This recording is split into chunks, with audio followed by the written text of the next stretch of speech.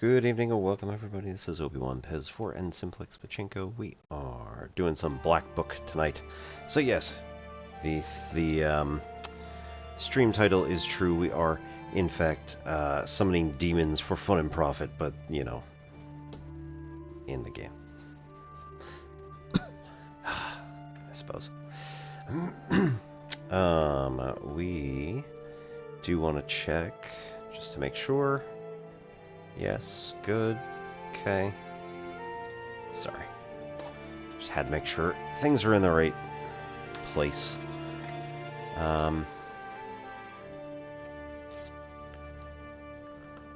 You notice a black silhouette on the road. It appears to be shrouded in fog, and is hard to distinguish in the soft lighting of the night. The air is okay, so filled this with did go strange back a little bit. song performed by the demon. You've never heard this melody before. A chill runs down your spine as you listen to the alien melody.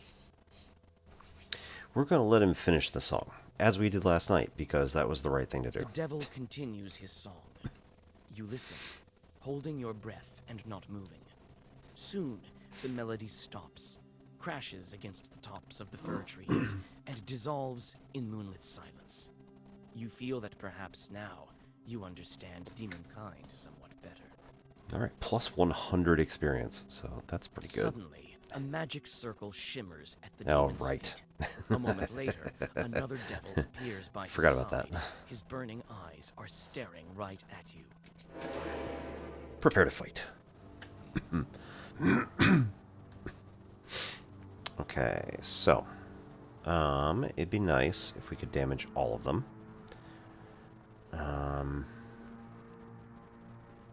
And also, I think last night I accidentally hit the Y button at some point too quickly, and it definitely gave up my turn.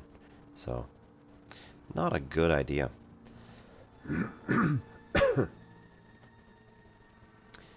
Yeah, we're gonna go with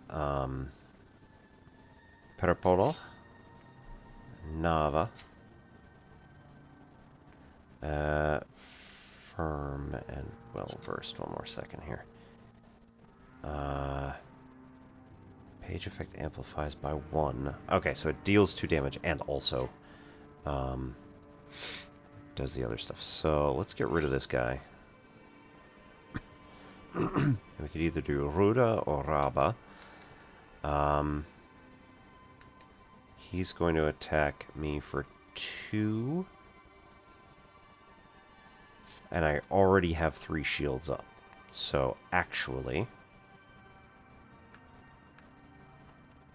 it seems like Ruda is actually the better option, and also that will end up doing extra damage. So we're going to have 9, I think, give or take. Right, up. 3, 7, 8, 9. Oh, Zagorot damage 12. So yeah, we're gonna do it like that because this is precisely what we want. That should knock him out entirely.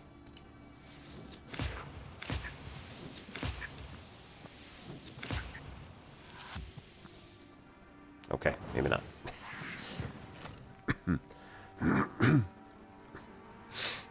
All right, and less fun.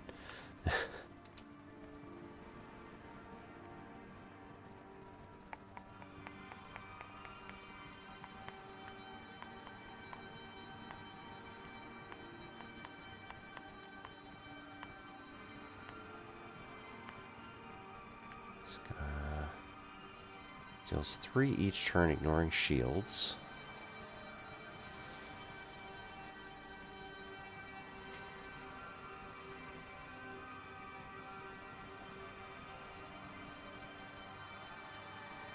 How much does he have? 11. For 3 turns. Let's do that guy.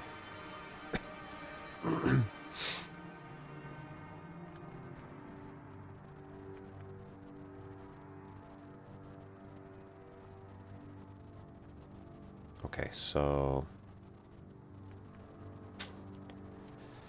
Outlie could be good, although it's going to pretty much only block 2 of them, and then we still got 1. It's going to get through. We could do a Raba also, but then it's not going to work quite as well. Okay, let's do an Orazi on this guy, just get rid of him. And then we can do one of the Rabas there.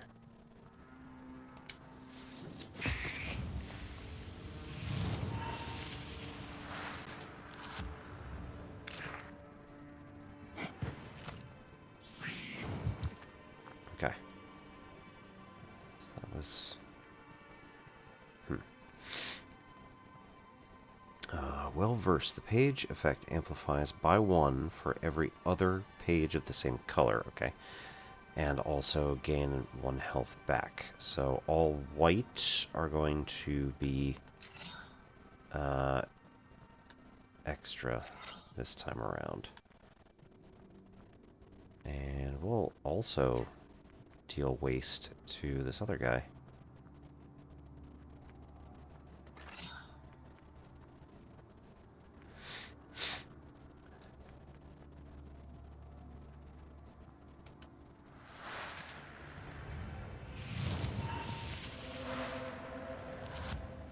Eh.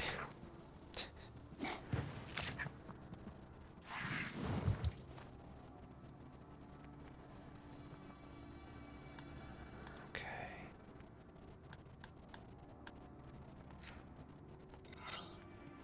2 Urazi on this guy, and Oruda. We'd probably do Raba just to take out most of his, prevent most of the damage. Yeah.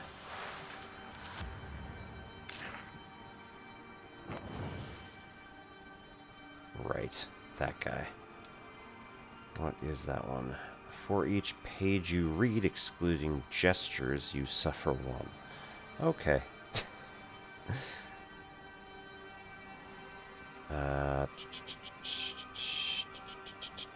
Increases attack of each page for 2. I mean, so that's going to be... could be 10, I think.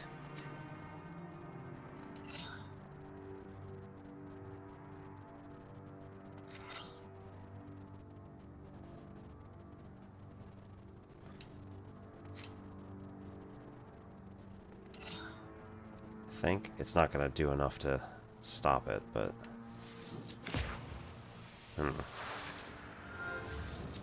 that wasn't helpful. So order matters.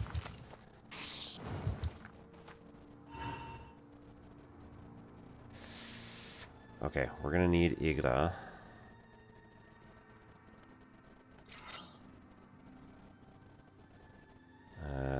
Cool.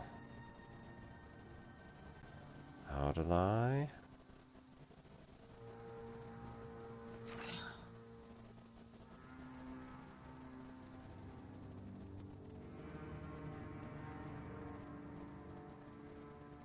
We're gonna lose 1 health just on virtue of that.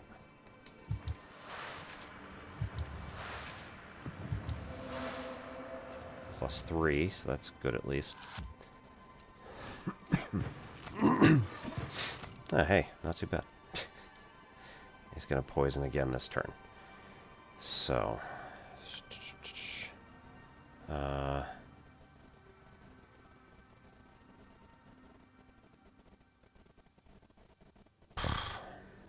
not really helpful.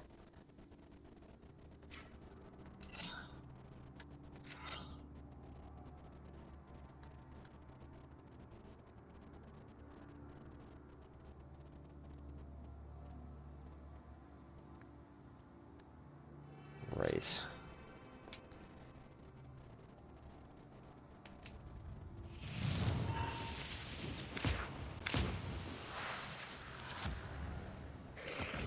Oh, good.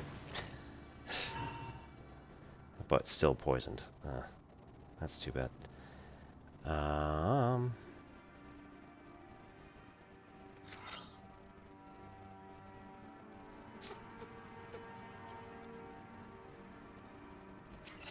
Razi. Audalai. Righto.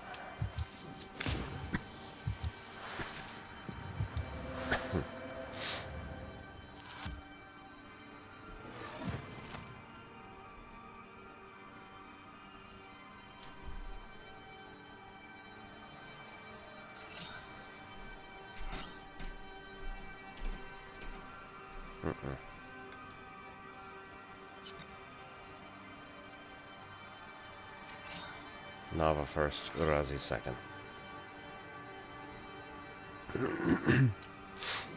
Going all in on attack. There we go. In Father's Name, Firm 1 Ward 3 increases defense for 3 at the beginning of each round. That's pretty nice.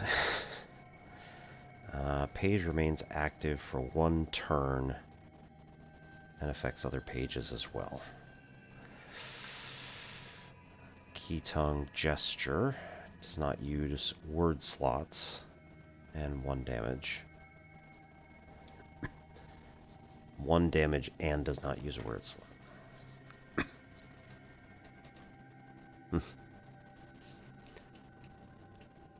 Babushka Serafimushka. Well versed. Page effect amplifies by 1 for every other page of the same color. Okay, right. Increases the number of keys in the book in the next round by 1. Keys. Oh, keys. Right.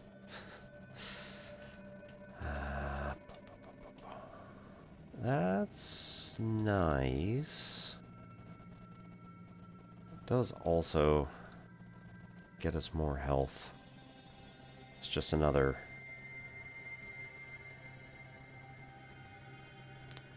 It's more likely that we have more options. So, sure, let's go with that.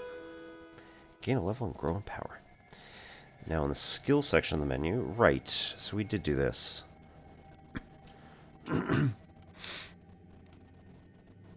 And I said we want this. Choose 4 page... Nope, that's not it. Which one is it? Oh, is it here? Short specialties and job types are visible. It can send 1 short on a meaningless job. I do like that. Being able to just get rid of them for a little bit. Additional order or key. Number of active slots for items is increased by 1.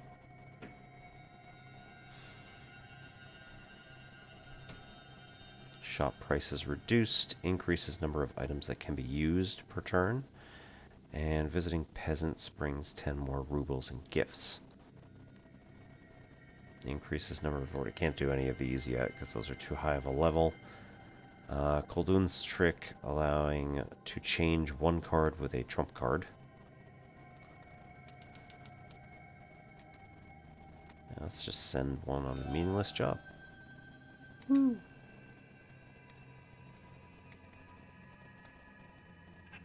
Yeah. Not enough skill points. Just checking. Pester with shorts.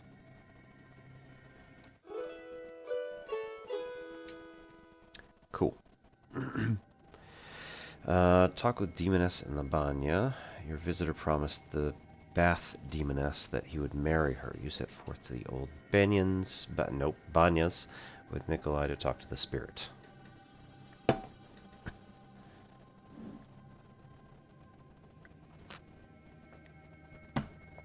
What are you doing, Nikolai? Come on, man.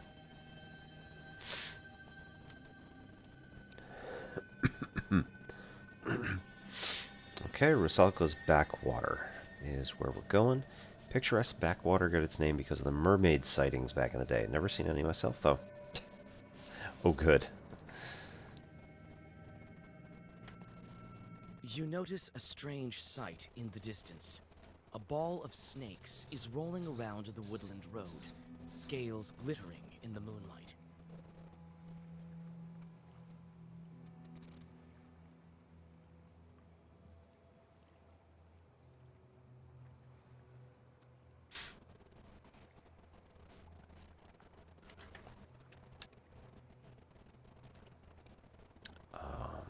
Nikolai. Help? Nikolai grins and picks up a large stone.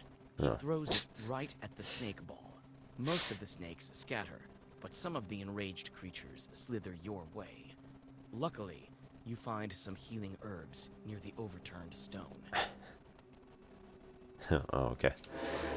Very helpful, Nikolai. Thank you so much for that. Poison. Each creature... no. That's it. It was just that.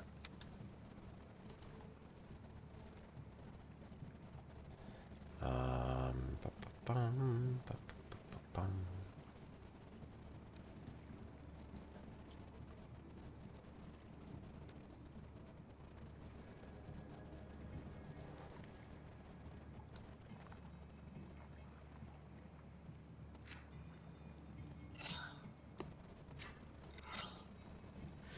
We'll do those, and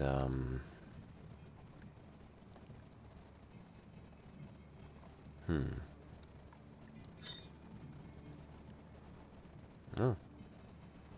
Looks like he might do 4 damage. 5 damage? Nice. And I guess we'll do this one.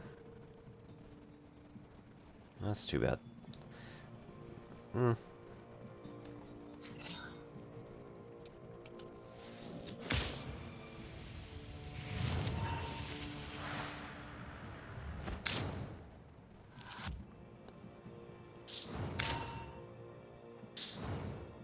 Boo. Okay.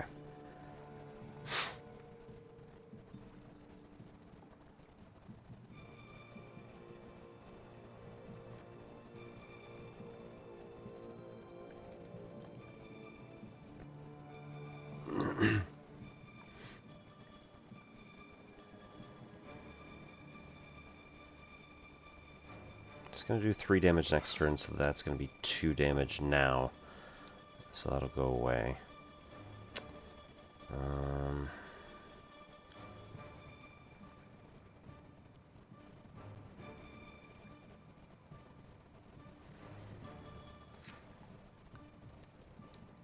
Over here with that one.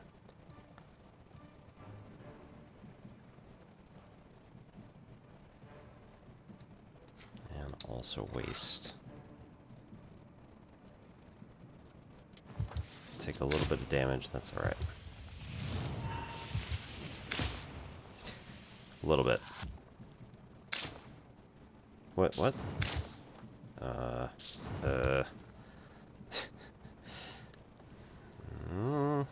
think he was supposed to take more damage than that in health, but maybe not. Okay. Right.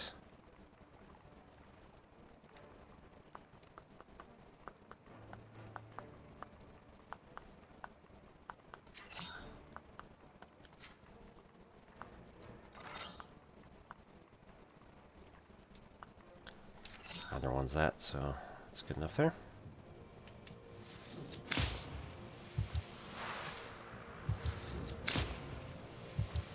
It's supposed to be wasted. Oh, there we go. Okay. Okay.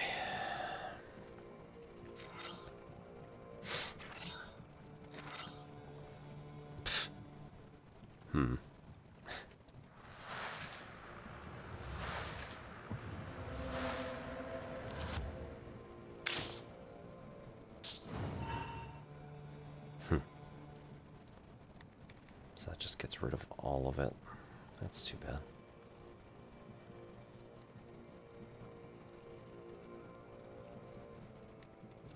Can't go in and do much else. That's too bad. And he's not gonna. Oh, I can just do that. Right. I don't need it really, but it's better that way.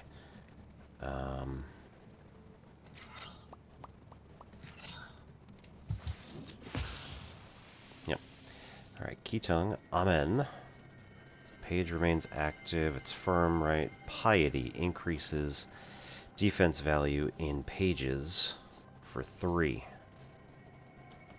I mean, Babushka Mandolina. That also came up last time before it.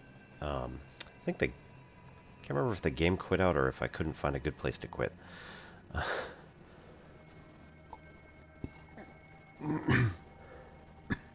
Increases the number of orders in the book in the next round by 1. Okay, so that actually makes sense.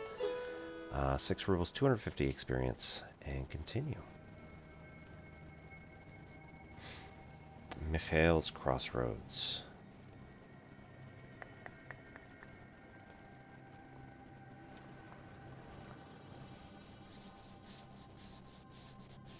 Near the old gravestones, you see a demon.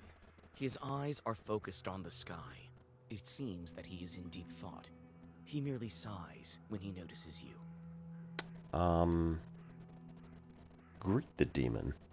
Oh, it's you. I remember you falling into hell. What a talkative chort. Well, what's so special about that? Me, I flew out of hell and decided to stay for a while. Help me find an answer to a question, and I'll reward you, witch.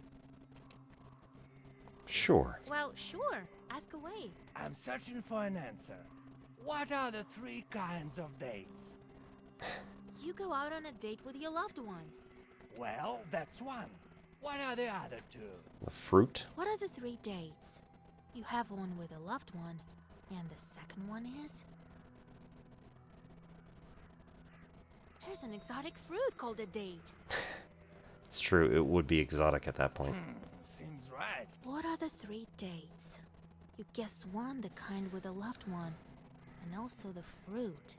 What's the 3rd one? I mean, should just be the day.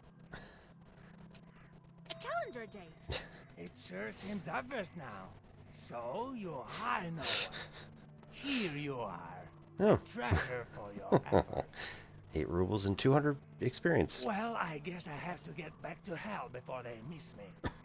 Good luck. The demon disappears into flames. You continue on your journey. Okay.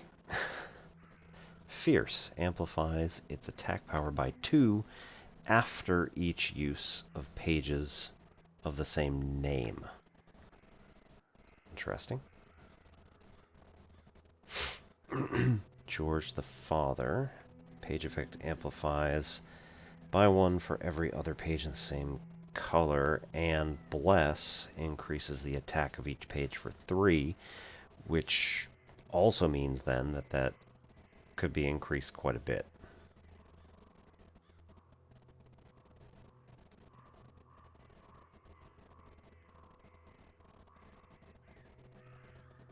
It's tricky though, right? Because most of the time our attacks are on the black pages, not the white pages. Though there are some. So that could be interesting.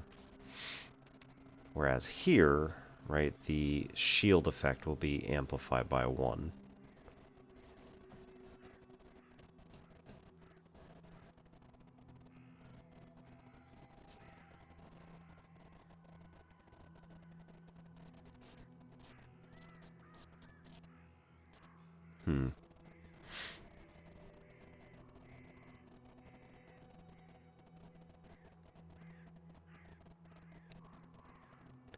Okay, we'll take the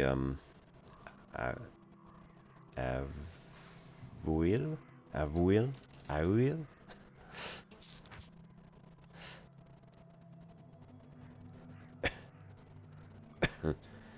traveling herbalist. Famous herbalist appeared in these parts. I should check out the herbs she has for sale. Yes, because there are probably some interesting things.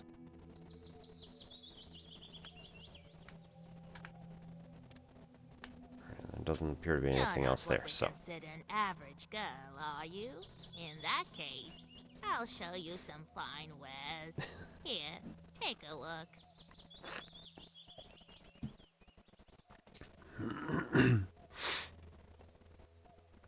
Odalin herb. I was not the one who watered you, nor was I the one who gave birth to you.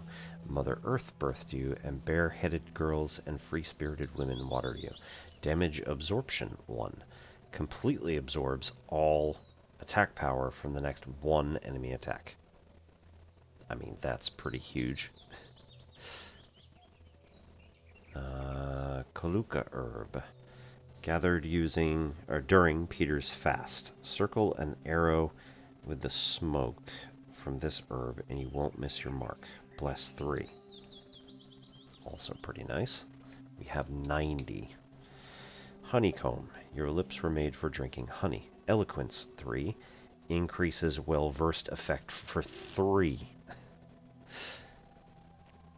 Wormwood grass. He threw the wormwood grass into the fire and all the demons ran away. Curse 3 on the enemy. Decreases attack in pages for 3 to a minimum of 1. Regeneration 4. So for 4 turns gives 4 health each round? Cuckoo tears. A young bride once turned into a cuckoo. This herb grows wherever she flies and sheds her tears. Can be used to turn werewolves back into their human selves. Maybe. Replenish 5. Or just replenish 5 heart. Break herb. Seen it once or twice. Eliminate enemy's defense. Door was locked by accident, so a knower came to help and open it with break herb. Crying herb. You've cried for so long, but shed so few tears. Removes 1 harmful status. St. Peter's Cross. Removes status, poison, and waste. This root can be found in meadows and flat areas alike. Sometimes near seas and rivers too. And 6. Archillan herb. I wash in copper dew and dry myself in the sun. I dress with the clouds and gird myself with the infinite stars. Removes curse, which decreases damage done. I mean...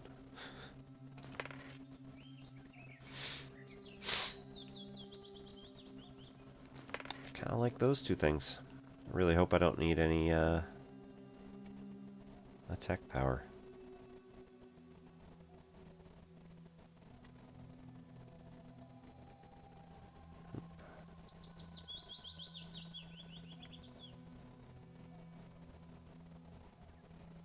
So, like, +1 heart doesn't appear to do anything, really. +4 is nice. But I feel like we should probably use the antique mortar instead of the old axe. So, let's not dump it, though. What? Want some pranics? I've sold everything already. Oh, you want some herbs? Well, take a look then. Say goodbye.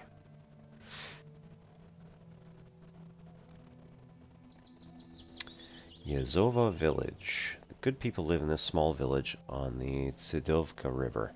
They often visit to get advice from old Egor. Not once have they asked to curse anyone. That's nice.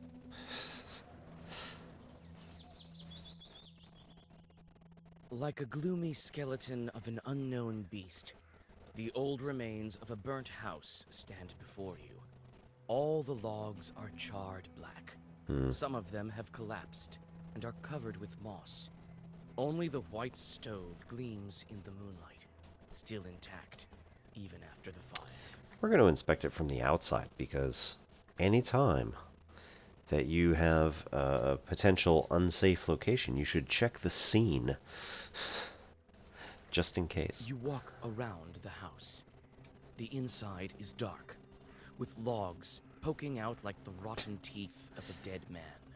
You see a shaggy silhouette of a demon inside. Yeah, sure. You take several steps inside. Oh. You suddenly hear a crack, and one of the burnt boards falls on your head. Boo. It's hard to tell who used to live in this izba. You step inside, and you seem to sense the smell of burnt wood. Stars and pine branches are visible above instead of a roof. Suddenly, you notice a shaggy figure near the furnace. Yeah, don't read a prayer. That usually doesn't go well. As soon as you make a move towards the mysterious figure, it disappears. A ball of baked clay lies where the black spirit once was. You take it with you. Hearth clay. Piece of clay contains warmth of the hearth and the care of unseen family spirits. Applies 5 defense on the first turn. Do like that.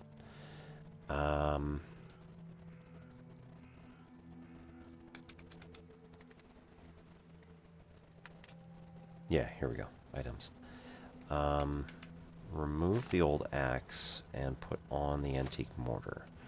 Remove the candles and put on the clay. So that applies 5. This applied 3. So that's better anyway. In theory, we could add more, but it's only for the first turn. So for now, I think we're probably pretty good. Little men. Once we asked a Koldun to show us his imps. He was nice and drunk. It was around Maslenitsa time. He waved at us. I'll show you, but don't be frightened. He had on blue short pants and red shirts. They stood in a line like little men, about 70 centimeters tall. They didn't walk, but hopped about. When the Koldun gave an order, the wind started to howl.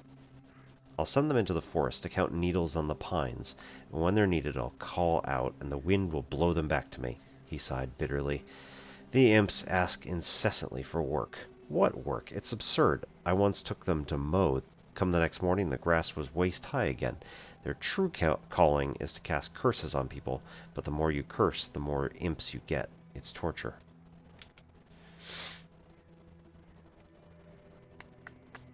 Koldun familiars. No, we already did that one. Onyx? We already did that one too.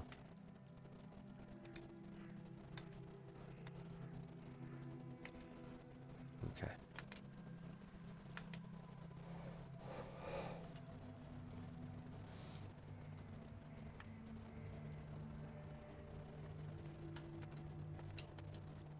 Okay.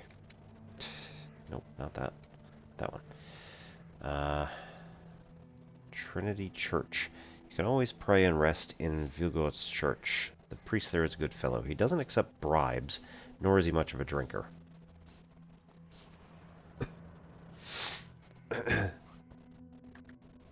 You see a friendly flame burning in the distance.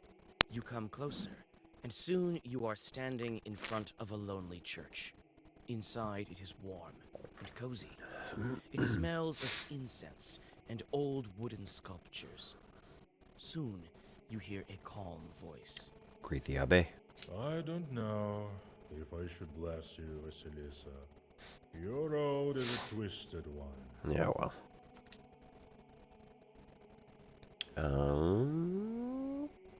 Sure. You read a prayer and rest a bit. Good. Buy? Okay.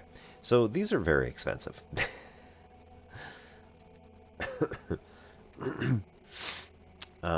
Let's sell off the candles and the old axe. We have 59, which is not really much, but maybe it could work. Incense increases. Oh. Wow. Okay.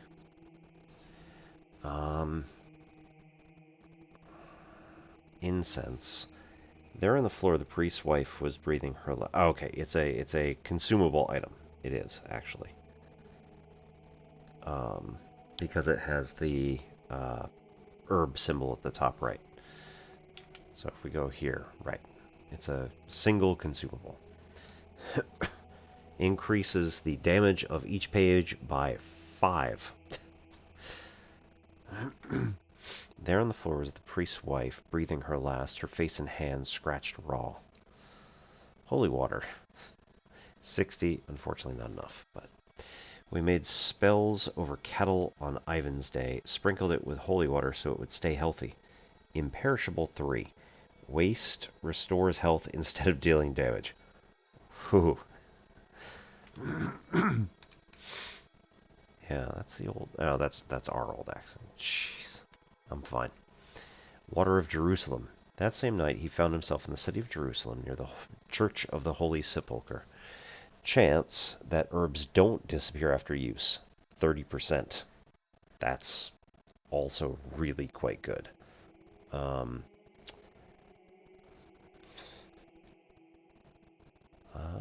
would kind of want that, but we are 1 coin short if I sell anything.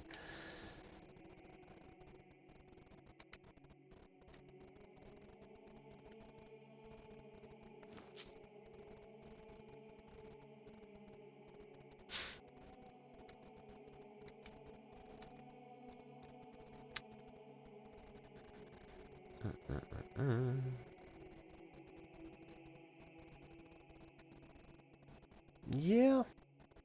I think we sell the Devil's Finger. And we buy the Water of Jerusalem. Because that's immensely powerful. Prayer Book. Strengthens status prayer +1. Or the status prayer +1. Increases bless on the turn start by 1. Okay.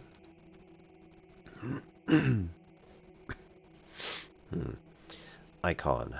Boy couldn't walk, and then an icon in the chapel healed him, and everyone believed in the power of that icon. Everyone came to heal themselves with its help. Gain +3 bless at battle start, which increases the damage of each page by 3. Prosphora. Girl took a piece of prosphora, went down to the goblets, and used a susedko there. Reduces torment from chorts by 1.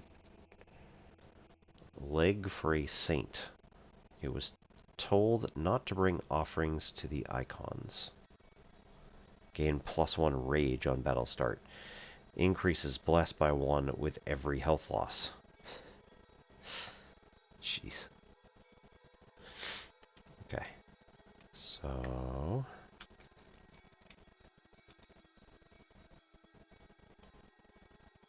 right.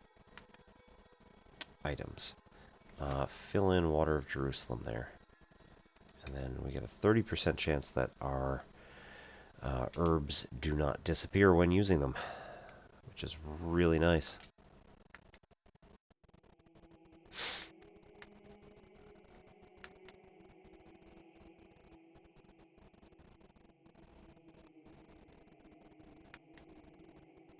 Okay. Curved ravine. This ravine is curved, hence its name. Plenty of misfortunes happen in this place.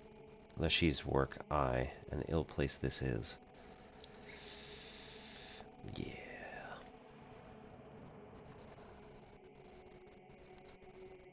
You approach the open rift. Dried bushes are sticking out of its walls like the rotten teeth of a dead man. You carefully look down. Suddenly, Just the like the forest house. around you is lit by a strange red light. As you look up, you see a fiery ball zigzagging through the sky.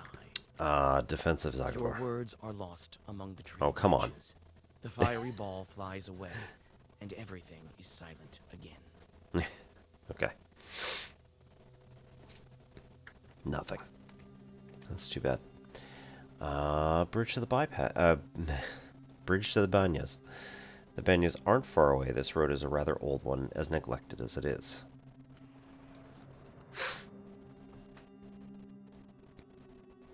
There's a rotting bridge over a small river, a tributary of the Kolva. In the moonlight, you discern a strange silhouette on the other side of the bank. Come you closer. take several steps towards the silhouette, but it disappears in the morning mist. Oh, A good. chill runs down your spine.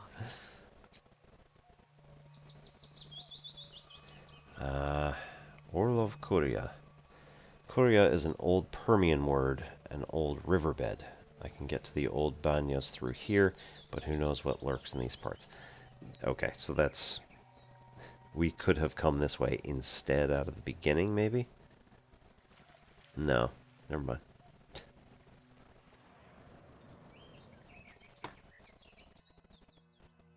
Night travels are not the most convenient ones. In the darkness, you can stumble upon any kind of evil spirits. This is precisely what happens now. You step into a silent meadow where a demon is drinking tea from a samovar. That's He not too bad. notices you and invites you to join him. Well, yes, of course I will join you for tea. You drink the tea in silence, with the demon's glowing eyes fixed upon Oh, you. You feel uneasy and try to finish the drink as soon as possible. Suddenly, you feel a metallic taste in your mouth. Looking inside the cup, you discover that you've been drinking blood. The laughing demon disappears, along with its samovar. alright, fair. I deserve that. Kojil Lake. In the forest near Lake Kojil, some boys from the Vilgort spotted a strange clearing. They say it's full of dug-up pits. Maybe someone was looking for something. I should investigate. Dark pine branches move to the sides, and you see a meadow strewn with old, overgrown pits. You come closer and look into one of them. The green of the meadow drops into the open maw of the pit, from which you sense the cold of the grave. God knows who dug them up, and why. Oh, let's inspect. You start to inspect the pits one by one. You take one careless step and tumble down. Luckily, Alright, the 16 pit is health. not that deep, and you climb out with ease. You frequently look around. You feel as if someone is watching you. You almost decide to give up finding anything in these mysterious pits when you notice an old grave at the bottom of one of them. A grim pit is filled with a damp stench. You see an old cross covered with a rotten towel. Near the grave, there is a small pot with an offering to the dead. Let's inspect the goblets without taking The anything. old cross is covered with moss, and mushrooms grow at its foot. You feel uncomfortable near the grave of the unclean dead. We're just gonna leave. Alright. Goblets, gravestone. The goblets is a gravestone shaped like an izba, traditional Russian countryside dwelling. In ancient times, the dead were buried in a small house without any windows. This is why coffins are referred to in some of the northern dialects of Russian as houses, or houses for the dead. In northern Russia, a gravestone in the shape of a cross, sometimes topped with a schematic roof, was called a golbets, not goblets. I'm going to do that for pretty much the entire playthrough, so we'll see how it goes. The roof helped protect the cross from the rain. In the southern regions of the Russian Empire, a pseudo-roof was set atop ritual crosses, or atop crosses that were placed near crossroads. On the day of the Pentecost, the souls of stillborns, infants who died before baptism, and those who died unnatural deaths were believed to appear atop those crosses.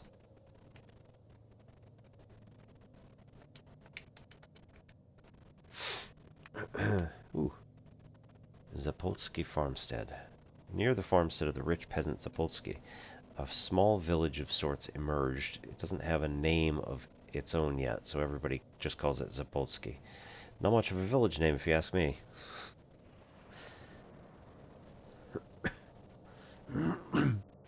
You hear a familiar voice. Young folk are having an evening gathering although it's not the best season for it. Let's go see what's going on. I know you have no time, but sing at least one song with us, for old time's sake. Yes. All right, but just one. You sit by a house and dissolve in a deep song. Health restored. Yeah, join the singers. We have time for this.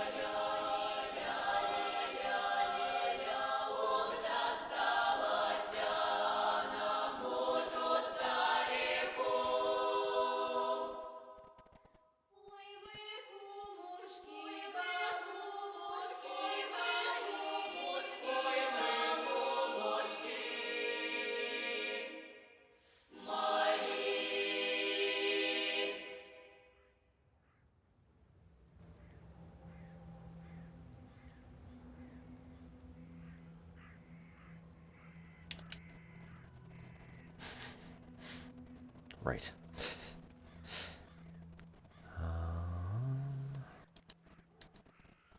Small banya by the riverbank. Banyas are prone to fires. People stoke the flames too hard at times. That's why they're often built on riverbanks. Nowadays, some of these banyas are abandoned. Perfect place for spirits.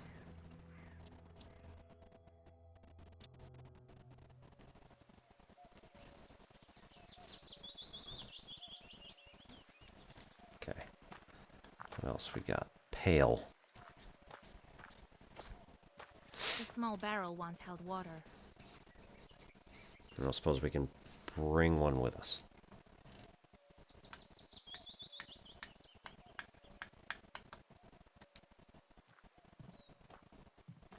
Here at last. And all these demons in these parts, I had never thought. Evil spirits have always been here, but you won't be able to see them without me. These churts harm people, but nobody can even see them. Enemies here as well. No place is safe these days, I guess. I've been thinking, why did the spirit attack me? Someone must have been there before me. Well, first of all, it was nighttime, and evil is strongest at night. Besides, why did the evil spirit attack Nikolai?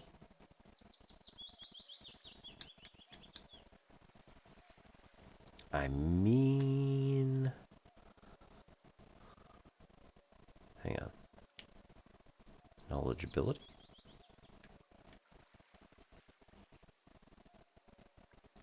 Is that a no? We don't have knowledgeability?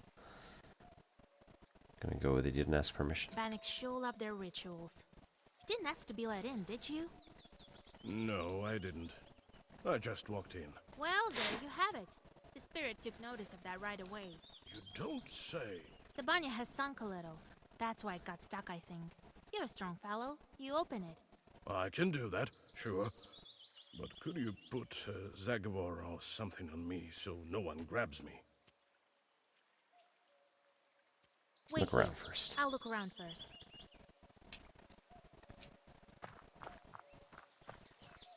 This banya sure sank low. The door's stuck. Here it is. The old Banya. The things it saw during its lifetime. Excuse me? In Sherdin, the banyo is one of the most important features of an estate. I think we already saw that? Maybe not. No. People washed themselves in their clothes in the banya, as well as cured themselves, gave birth, made divinations, and conjured. The banya brought health, but it was both clean and unclean. Childbirth left the filth of original sin, which had to be washed away and cleansed with holy water.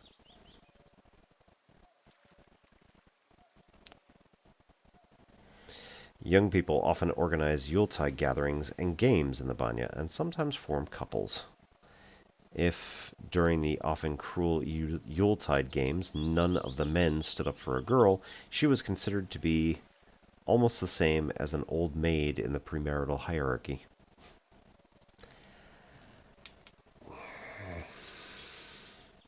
Oh, my friends.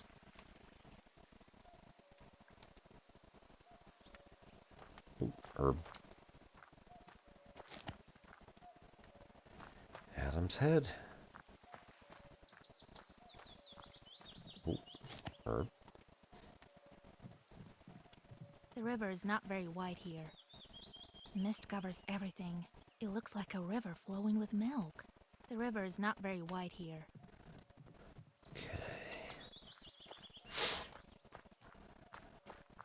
Alright, Well, is it time? let's go. All right, I know just the thing. Stand still.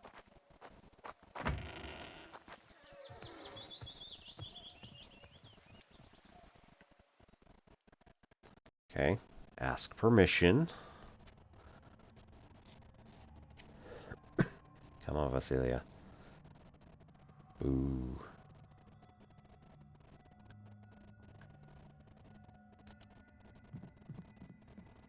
All the shelves have rotted through.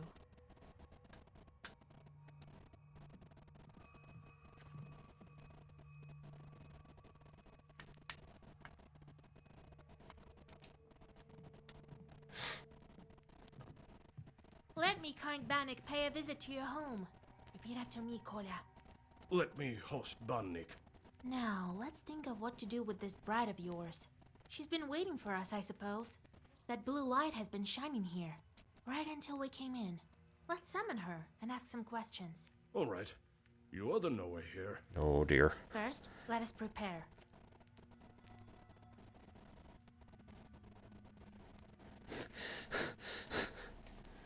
This can only go well.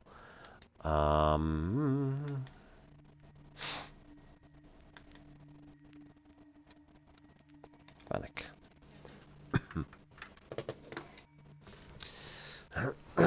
Could help protect, but also scare or kill. Important to perform rituals correctly, and be careful not to violate any taboos. In the various villages of Chierdin, Uyezd, it was forbidden to use the banya during the first or third heating, or when drunk. Man could suffocate or burn himself to death, events that were considered to be the punishment of the bannock. Man could also fall into the hearth, constructed of rough-hewn stones, later constructed of brick. Sometimes banyas caught fire, so people built them far from their izba, or even on the riverbank. Peasants often gave birth, so there was always a risk of a devil replacing their baby with an aspen log or a broom.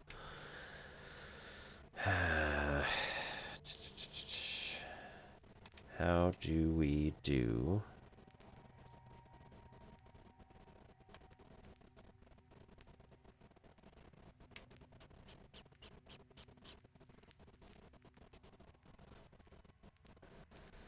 Hmm.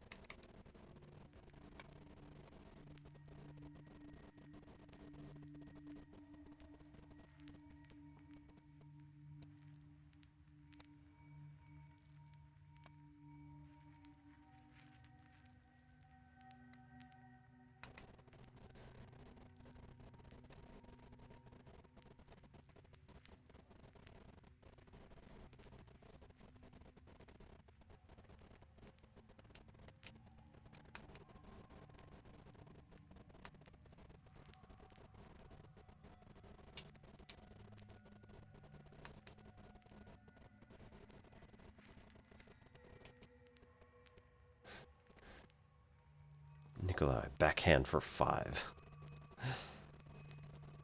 Promised the bath demoness that he would, or Nikolai promised. Set forth to the old banyas with Nikolai to talk to the spirit. Now, I do not stoke the flames.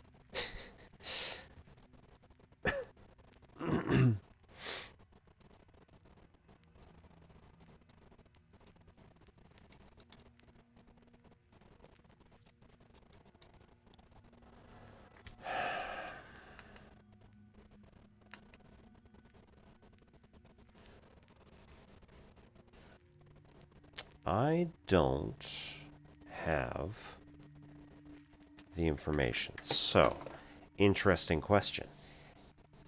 Is this essentially like a roguelite, where I go through the game the first time, I make all sorts of mistakes, and then when I come back next time, everything will be better because I already know how to do most of the stuff? Could be interesting. Read the Zagavar. After that, we'll step into the circle. I'll read a special spell, and just like that, she should appear. Varsha, you are a knower, no doubt about it. I'll draw a circle to be safe. I don't think your bride is evil, though. Better safe than sorry, Varsha. In order for the Bannock to know we're here, let's heat up the stove. And that stone that you took, put it back. It's better if you do it. I sort of forgot how when serving in the army. Forgot how to put stones down? Really?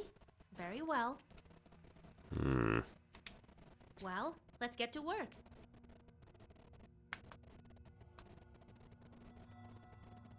Right.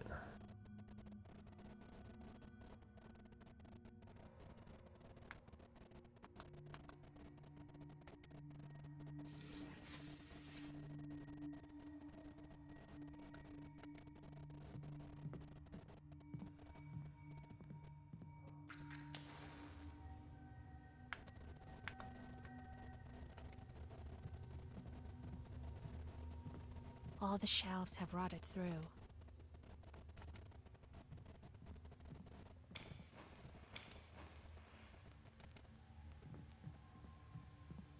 Well, is it time? Yes, it is, Kola. As soon as I start reading, the demon will appear. If you step out of the circle, she'll strangle you. All right, I get it. I'll stand still. Here we go. Bannock, my hostess. Let us wash in steam. Dun dun dun.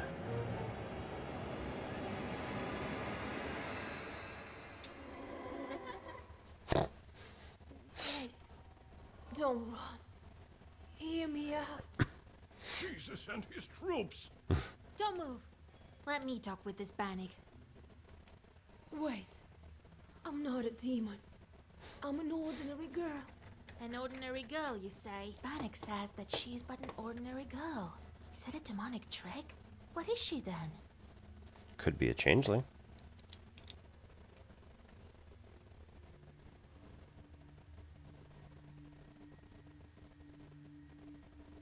If you're not a demon, you must be a changeling.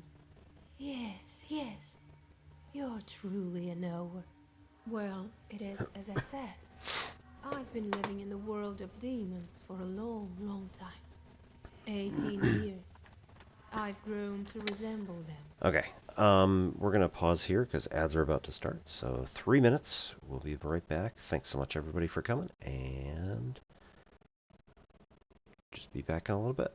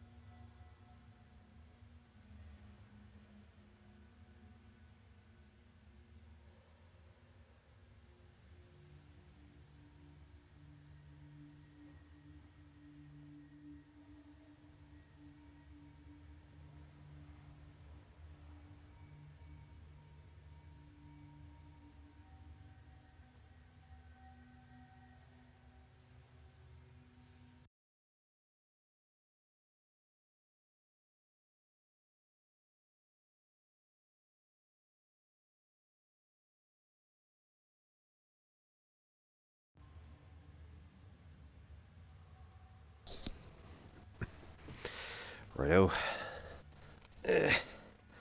Dost thou in hoist? So we're gonna start with our usual 20-pound curls, and then go from here and work our way down. Do some more small exercises. See what we got going on here. I hope everybody's having a lovely start to their weekend.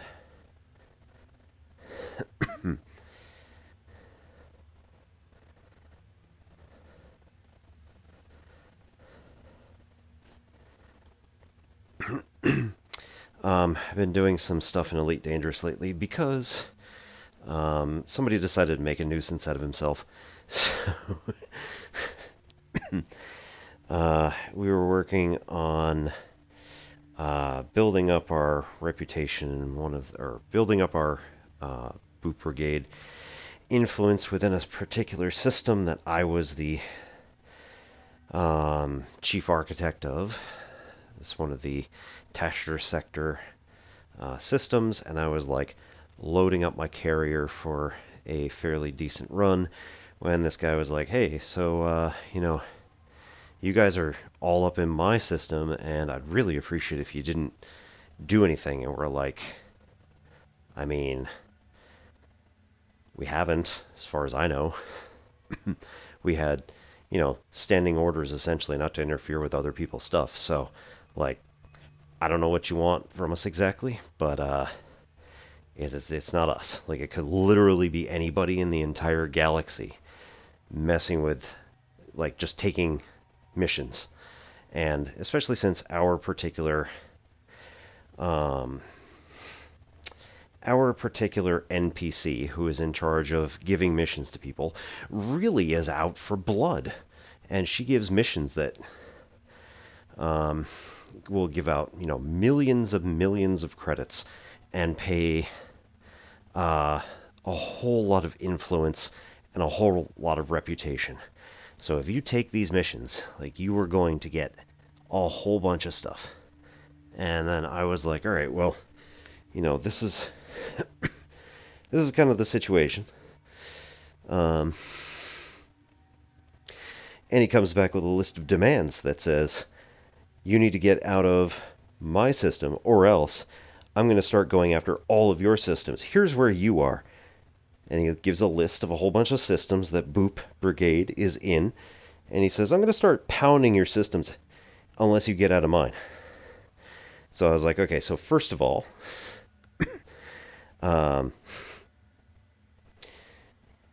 this is not really how we do things around here. And also, sure, we'll get out of your system because, quite frankly, we don't care. It's not our place. And you want us out? Sure, we'll get out. There's enough other factions that are in there. We can make this work, and we'll get out of your hair.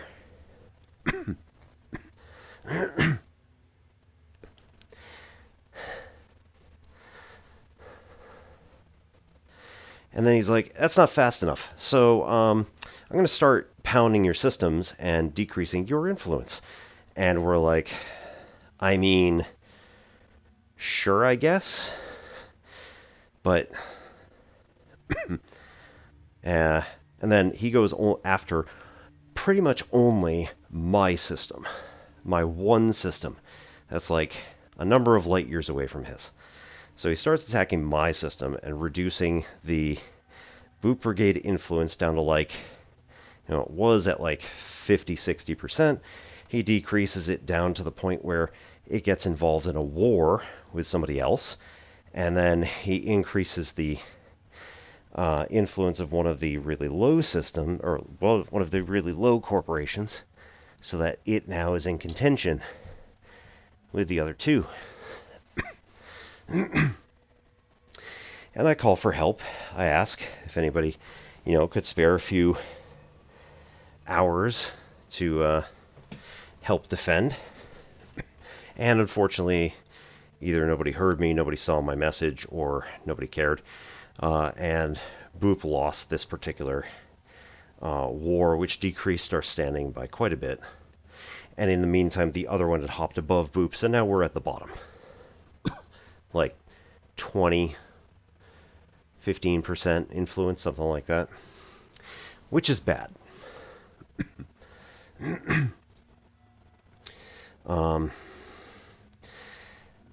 I would have been worried because his next message was essentially, haha, you lost the war.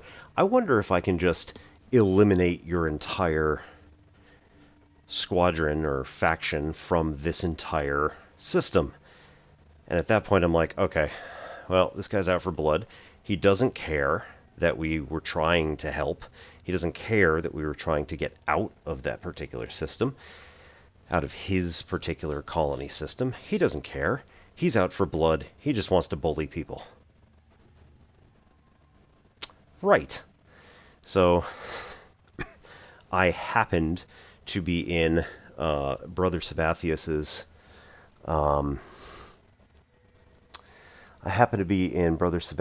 stream, and, you know, he asked, hey, how are things going? And I was like, well, you know, lost the war in my colony system, and then also this guy's threatening to eliminate us from, you know, eliminate Boop Brigade from this thing. He's like, wait a minute, Boop Brigade is Psyche's faction. I like Psyche. We were on a TTRPG together. I was like, yeah, that was a good one. And he was like, okay, I got to take a look at this. So he like does some investigation, looks at everything, notices who the guy is, what faction he's from, how many people are active in his faction, looks up the other two factions that have been active in my system to help push this thing down against me, and how many people were likely on that team working together to shove the faction down. And he was like, we could take care of this. I was like, oh, okay. Thank you so much. And I didn't ask for this, but thank you. He's like, yeah, no, I think this is fine. So he figures out, okay, this guy's just being a bully. He wants to do some damage, and he wants to have some sort of, like, you know, influence over whatever. And so he, like, calls up a few of the other guys who are just randomly on the stream, and he's like, I don't know, what do you think? You want to help out? And, like, all 5 of them are like, yeah, absolutely. So they show up in my system.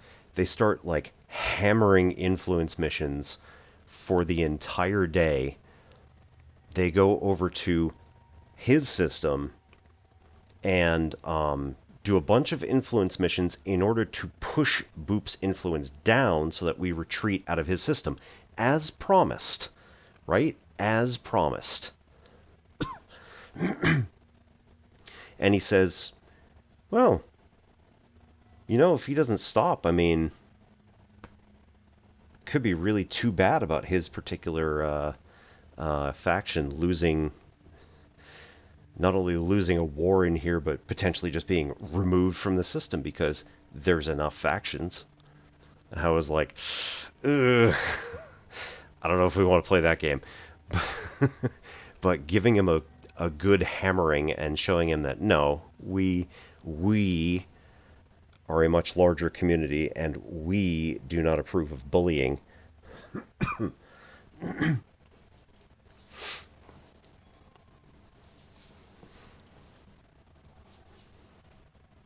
And, like, he came over to my system and started mouthing off to a few guys. So he comes out in his big Federal Corvette, which is a gigantic ship compared to the little dinky things that I usually fly around. But, that being said, if I'm flying around in a Federal Corvette, or no, if somebody's flying around in a Federal Corvette and I want to destroy them in a Python, or if I want to destroy them in a cruiser-size thing, so, like, you know, that's the size of his ship, and, like, that's the size of my ship, if I want to destroy them in that, I could. I'm not a PvPer, but, like, NPCs, I regularly take on Federal Corvettes, and I regularly take on Anacondas. Fine. No problem. Working alright. So he shows up in his Federal Corvette, which, I grant you, is a PvE ship. And he comes out, and then, like, Sabathius rams him, pushes him into a different part of, like, what's called the mail slot on the Coriolis station. So it's a portal that's about that big. Portal meaning just door. It's the door to get in, and it's got like a scaffolding that comes out, and the whole thing is rotating fairly slowly. If you've seen me play Elite Dangerous, you know what it is. And so Sabathius just rams him and like grinds against the scaffolding to try to get in, and he's like trying to get back in, and Sabathius is just like, yeah, just pushing against him. So I come out in my little dinky Cobra Mark V and basically just do the same.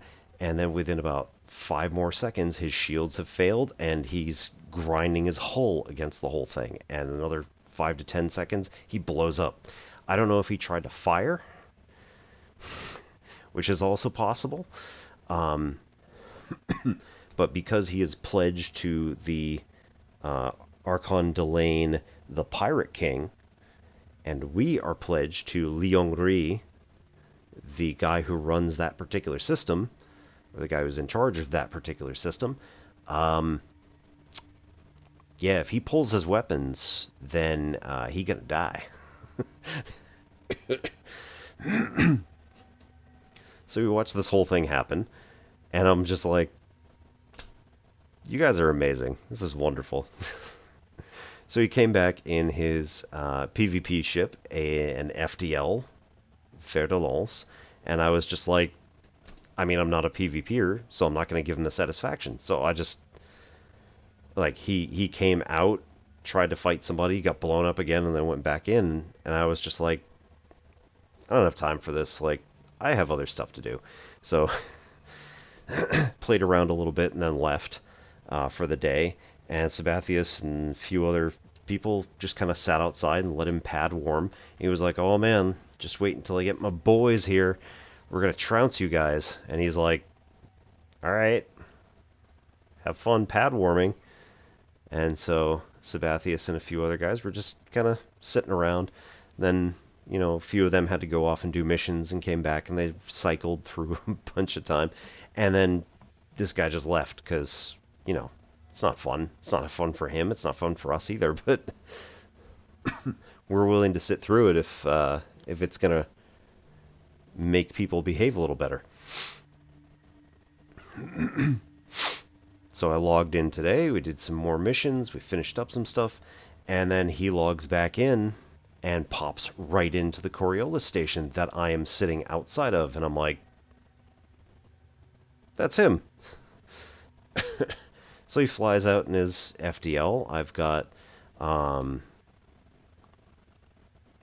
my Python Mark II that I'm sitting in, and like the best stuff that I can do is literally go for the boop. So ram my ship into him, which granted, right, if I've got a Python Mark II and I spent most of the night last night and most of the day today when I was playing, I was like engineering shields. So had I slammed into him, it would have been a world of hurt for him and like 15% of my shields. Like, not really much. And the Python is a rough ship. The Python Mark II especially, Sabathius and I, and this is even just me with regular shielding, have spent most of our time like firing at NPCs, getting their hull or getting their shields down, and then just ramming their hull with a shielded Python 2, and like they will be destroyed almost instantaneously. So he comes out in his FDL. He's trying to, I don't know if he's trying to bait me to like shoot the station, but I've got really good trigger discipline. So like he'd fly kind of behind a pylon, and I just let go and then keep flying around it until he came back into view, and then start firing again. And, like, I wasn't really lowering his shields that much, but I kept also banging into the station, so I was down to about 50% shield. And he was still at, like, 90. And then he tried to go for a trench run, so he tried going, like, inside the station, like, the outside of the station has some scaffolding that you can dodge through. So he tried to doing that, and he popped out, and I was just like, I know exactly where you're going to come out. So he came out, I opened fire again, got him down to probably, I don't know. He had also regained a little bit of shields. I think he has a repairer, active repairer. So he was probably back up to 95, then back down to 90. And then he made the mistake of firing on me. Again. Which meant that the station was like, hey, you're an enemy of Li Yongri, die. And when the station fires at you, you turn into a slag heap. So between the station and myself doing about, 5% of the damage against both his shields and his hull, and the station just obliterated him. And so I was just sitting there just laughing. What are you doing, man? Stooky. Yes, we're telling the ballad of the not so great pirate. And we were kind of telling this story in Brother Sabathius's channel, and like 5 people all were like, "Oh, I know that guy." Ah, he's an idiot. He's a piece of work. He runs his mouth off so much, and he doesn't know jack about the game. So I was like, I feel much better about this. And so I started engineering my PvP ship a little bit more. And then, I'm just ready for the next time he comes back, because his build is terrible. It can, roughly speaking, hold its own against mine. However, again, he's in my station area, and he is considered an enemy of the state that owns my system. So the second he opens fire on anybody, the whole world unleashes its lasers on him. And the only thing that I have to do is not attack the station with an active weapon.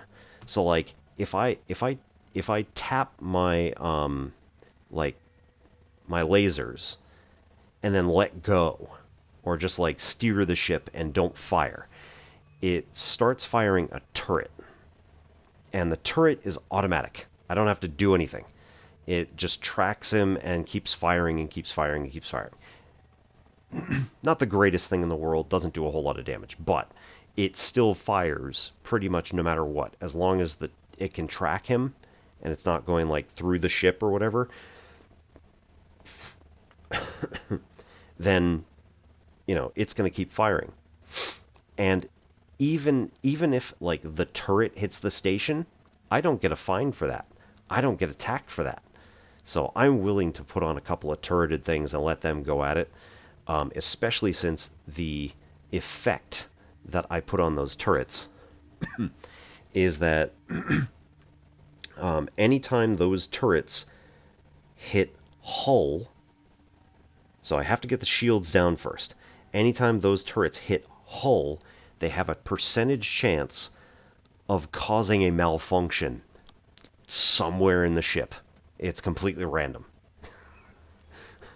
So I have been really happy with melting NPC shields and then using these what are called scramble spectrums to cause them to have their frame shift drive disabled. It's a warp drive basically. So the warp drive gets disabled. It has to reboot and then charge again before they can run. So essentially, I melt their shield, I cause them to drop their frame shift charge, and then that gives me extra time to go blow them up. I'm realizing that the way I've engineered it, it would just be better if I got rid of all of the lasers and just went all with like frag cannons. So basically I'm firing like a pile of molten forks at the ship. So if you remember all of the like Age of Sail, Pirates of the Caribbean and stuff like that, they would load their forks and knives into a cannon. Yeah, they really actually did that sometimes if they were like out of everything. Because that's a lot of really sharp metal flying out of their ship. So basically, I have a whole bunch of frag cannons, which if I just unleash, it just causes this flechette to like scatter across their shields. It'll destroy their shields. It'll start hitting their hull. Once it reloads, I can do it again. I'll get 3 shots in a row. And I've got 6 turrets, I think. So as long if I fit frag cannons on all 6 of them, I get 18 shots of this stuff all at once. And it's really close range, but it's really devastating. So, if this guy comes back to my system, I mean, when he comes back to my system, and like, here's the thing, if Brother Sabathius is going into his system in order to lower the reputation or lower the influence of our groups that we go into retreat because we want out of that system. We don't want the controversy. We don't need him to do all this stuff. Whatever, we'll leave. Like, that was the deal from day one. And he was just like, yeah, that's not fast enough. I'm going to just murder you all. And it's like, okay, so you're not doing this because we're in your system. You're doing this because you just want a war. Cool. Hey, Phobos. Well, good evening and welcome to both of you.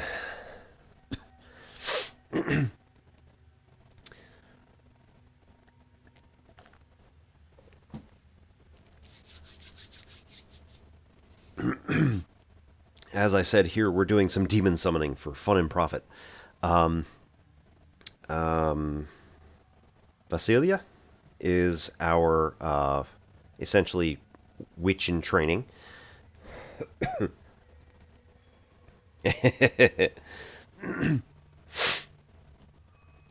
Elite Dangerous Understander has entered the chat.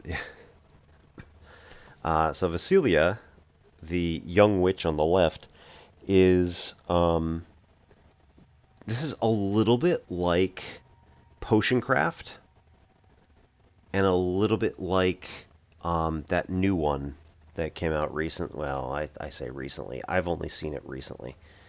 The one where you're doing like,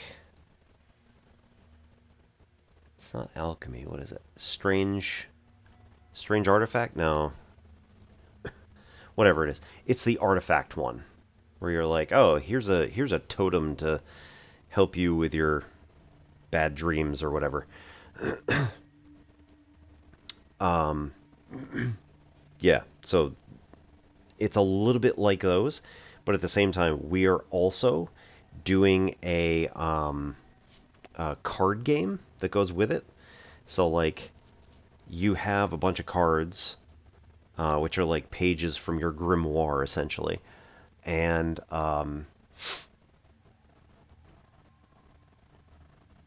if you get into a battle with demons of some kind or another, you basically have black pages, which are usually straight damage or causing negative effects, and you have white pages, which do like healing, typically do healing, positive things for you, occasionally do negative things for them, and likewise black pages occasionally do positive things for you.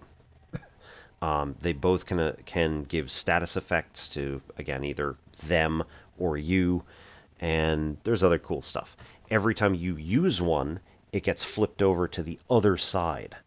So if you use a black page, it gets flipped to the white side. If you use a white page, it gets flipped to the black side. And then you draw for, or you don't draw, they just flip back and forth, I think. Maybe they do draw now that I'm thinking about it. We have 2 orders and 1 key. which can be used for any spell that we want to use. The orders are usually a bit stronger, and the key is usually like an ending effect on the spell. And when we do these things, sometimes some of the pages, some of the words that we say, also carry over to subsequent turns. So there's all sorts of really cool, like, work that they do here. But we'll see. We'll see how this goes. So currently, we have uncovered that the Bath Bride, don't have her name yet, was in this banya, this bath. Vasily here, nope, Nikolai here, ended up, like, coming in here to clean up after, you know, particularly strenuous workout or whatever. Did not ask permission of the demon to come in. And she took exception to that, grabbed his arm, and refused to let go until he agreed to marry her. He was so scared that he agreed and then ran away. You could see the burn mark on his right arm, where obviously her hands are as hot as the fire of the banya. This is an abandoned banya. Nobody's used it in many years. It's actually sunk into the silt along the river, and he was just, like, happening along this area and was like, well, I mean, nobody's going to use it, so why not go for it? And he decided to use it at night when the spirits come out. Great job, Nikolai. So we have uncovered the fact that the Bath Bride is in fact not a banik, which is like a banya spirit, but rather is a changeling. So she was here for the last 18 years when presumably she was swapped by a banik with a real baby. So she was a real baby that was snatched by a demon and converted, I think, is the way that goes in this world. Not all changelings are the same. The swapped item was not a demon changeling that was then given to the parents, but rather like a piece of wood or something. I don't know, people got high back then or something. Okay, so she's been here 18 years and grown to resemble the demons. I was still a child and came to wash with my mother. I did something wrong. I can't remember what, but my mother said, "Devil take you." See, this is what happens when you say things at kids that you really shouldn't say to kids. And so, an Abdericha took me. What is Abdericha? Bath spirit that lives beneath the benches of the banya. It can skin a human alive, hence the name, which literally means female skinner. Help me, Vasilisa. Vasilisa. My only hope. So this is based off of a lot of the Slavic mythology that surrounds especially rural Russian areas. And I think they said roughly what area of Russia we're in, but I forget. It's been a little bit.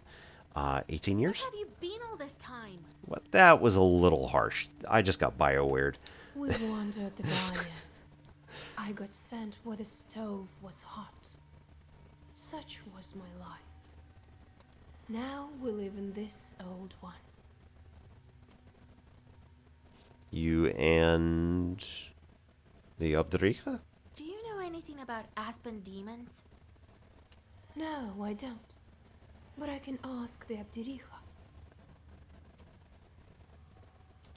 How can we help? How do we bring you back?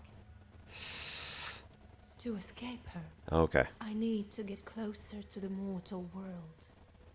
Bring me a good belt and a cross, the kind that's worn on the skin, and find me a name.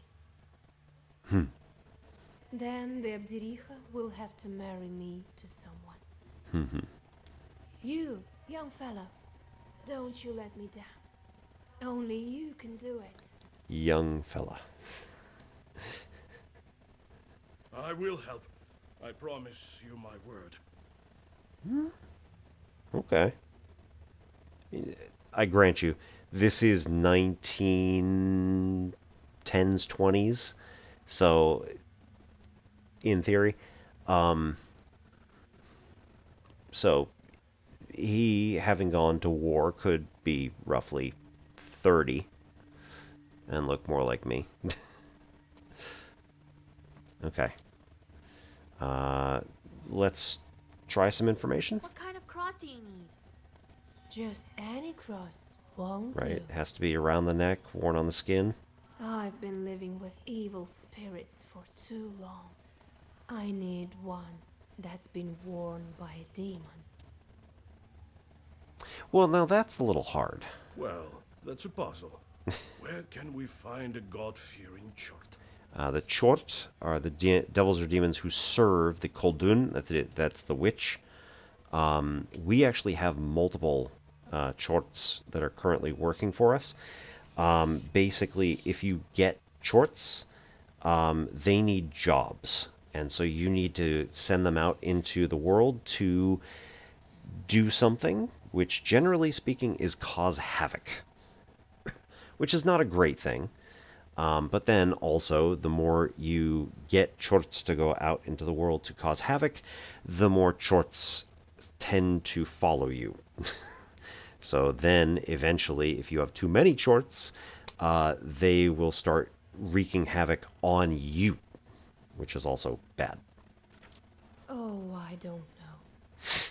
Your friend is a knower. Somebody who You'll think of something. knows stuff. Belt. Where can we find the belt? Like, I need a special not belt just that as one. well. Not just his. It has to be woven No. by a skilled witch.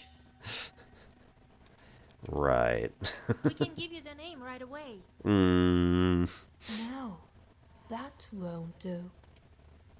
The name has to be one from Sviatsi and given by a priest.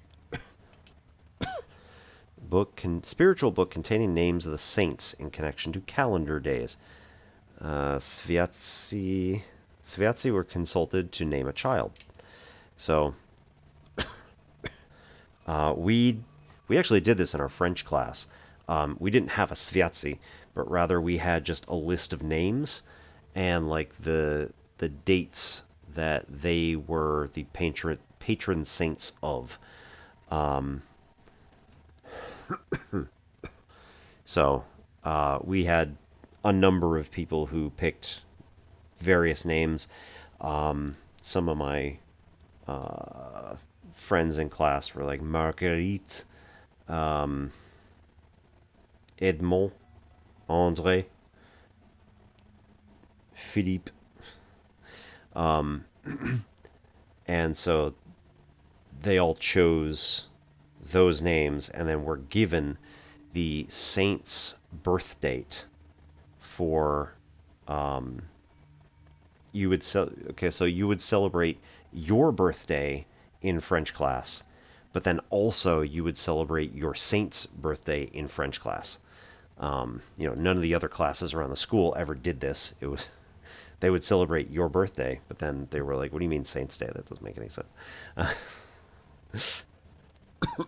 But it was kind of fun, especially when we were all, I mean not all, but most of us were like Protestant children who did not grow up in Catholicism, and so like the saints in general was kind of a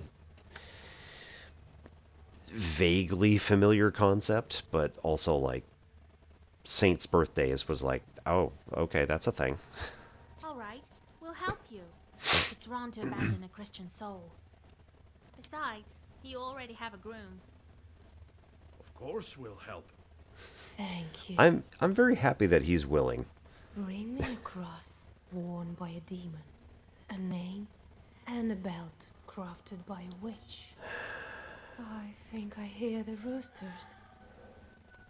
It's the next morning. Come Ah, back well. again with the gifts. Name I'll day. be Yep. waiting until we see you again. The demon crawls back under the bench and disappears into black flame. You return to old Yegor's house and think about what to do next. Yep. Sure do. Ah, curses. We're gonna have to come back here on another day.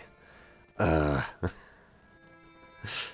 she needs a cross that was worn by a demon, a human name, and an enchanted belt. Then she hid under the bench. What a job you have. Worse than fighting the Turks. Ah, there you go. So the Turks and Russians.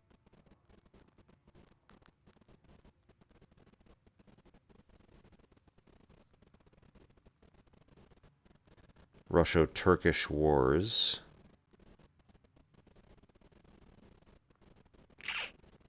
Continued intermittently until 1918.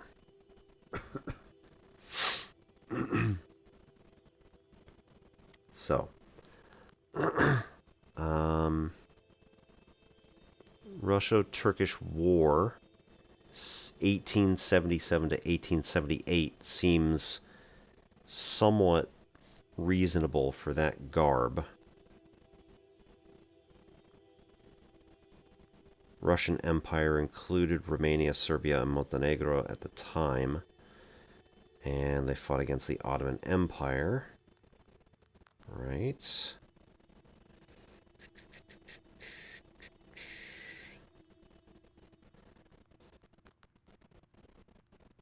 In the Balkans and Caucasus. Let's see.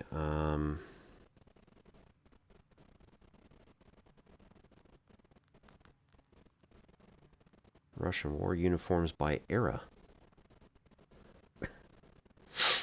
No, that's ceremonial. Maybe ceremonial.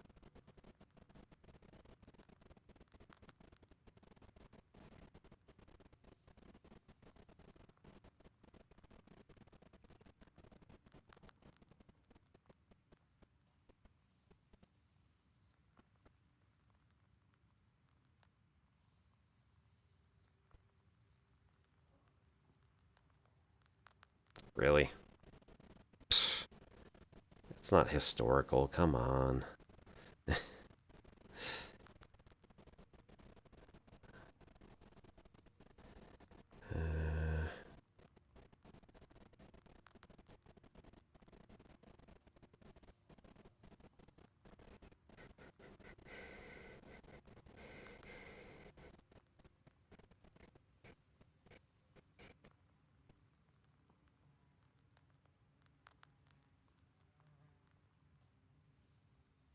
Napoleonic Wars? Not quite, but close. 1805 to 1807. 1812 to 15. Okay. Getting closer anyway.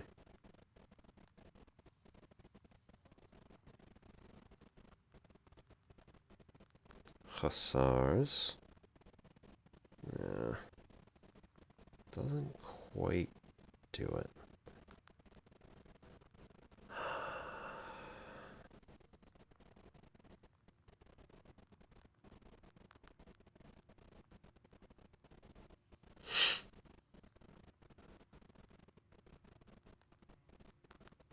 I mean, like, the World War I one is pretty close.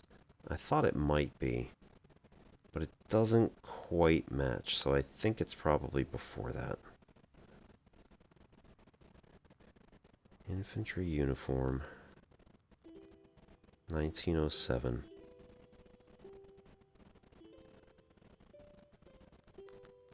Hat's wrong, but it's closer.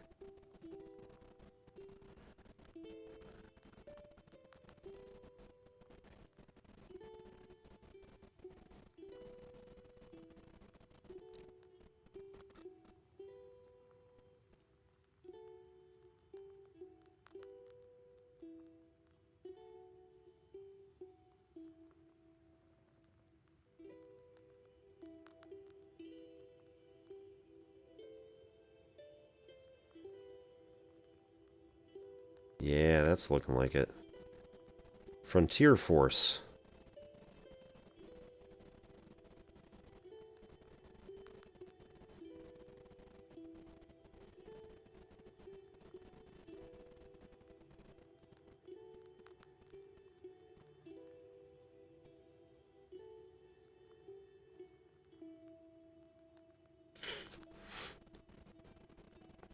Nope, that's Pakistan.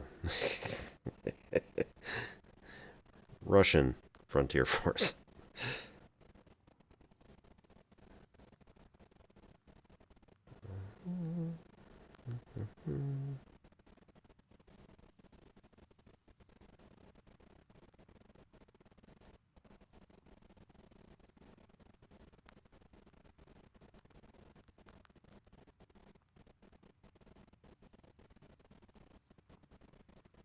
Riveting content.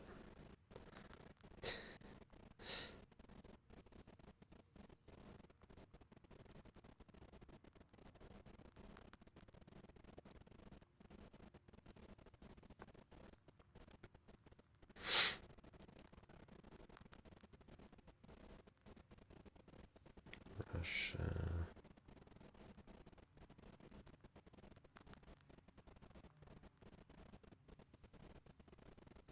Come on. Good morning, Demon. Rest well, yes. I'm sure she'd be very happy. Okay, Russia. 1721 to 1917. Okay, that seemed promising.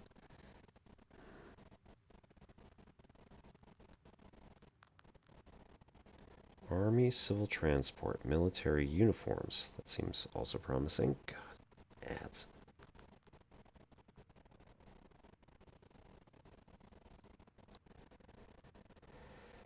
Cossack uniforms.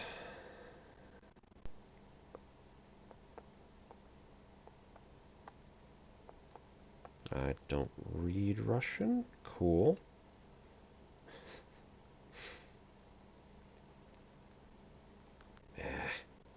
It's not quite right, and I think that it's showing more of like the more modern stuff. It's just not right. Miscellaneous. Okay, let's go with Army.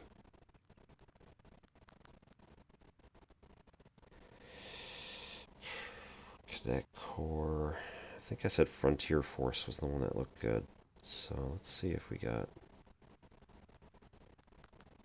anything in here. Russian Imperial. Imperial Russian.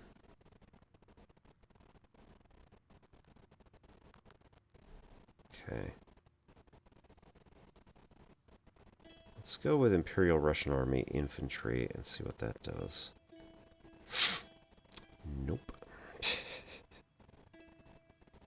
That is red epaulets. These are green. Hussar shoulder straps.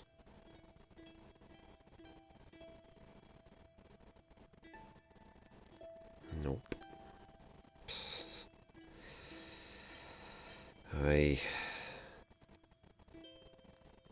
That's closer.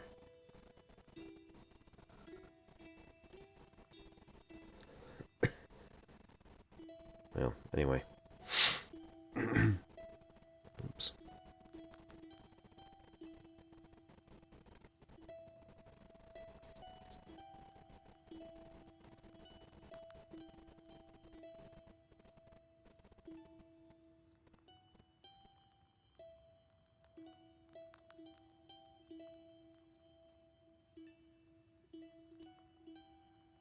almost looks like 13 backwards.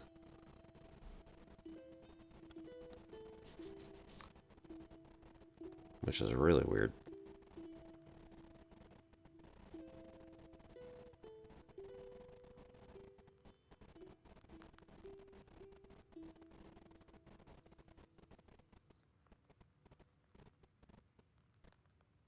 Yeah, I'm gonna have to look this up later. It's too bad, really. But This is our destiny. A changeling, that bride of yours. What's a changeling? The Bath spirit must have switched her at birth, I imagine. Now, Vasilisa, can you guess how shall we lift the aspen seal? was she Vasilisa's twin sister? Probably not. What demon is necessary for the book to open the aspen seal?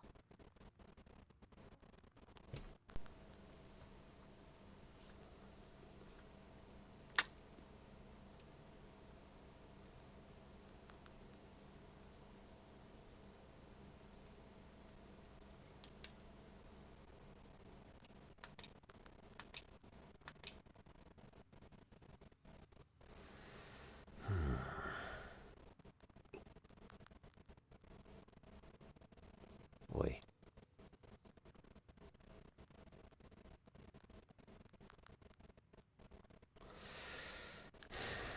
Bonyx. Page 1 of 3. Oh, the Banya. It's not such a simple place. First, there's the master of Banya, with whom you can bargain. But there are other wonders as well. One time a soldier came to the village. He thought it was time he started a family, but all his peers had already married, so that there were just widows and young girls left unmarried. The former soldier started to do all sorts of strange things to show off his strength. One time he lifted a house with his bare hands and threw his cap underneath.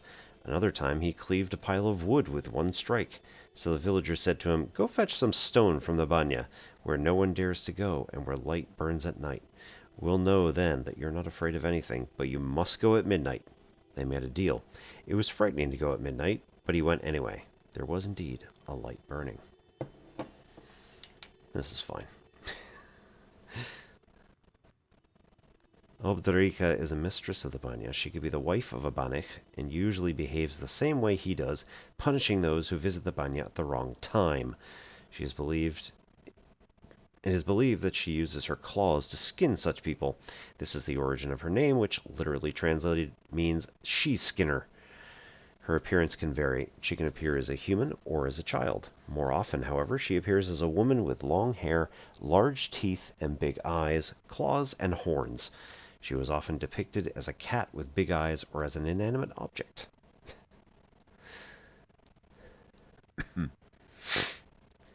Okay. We need to know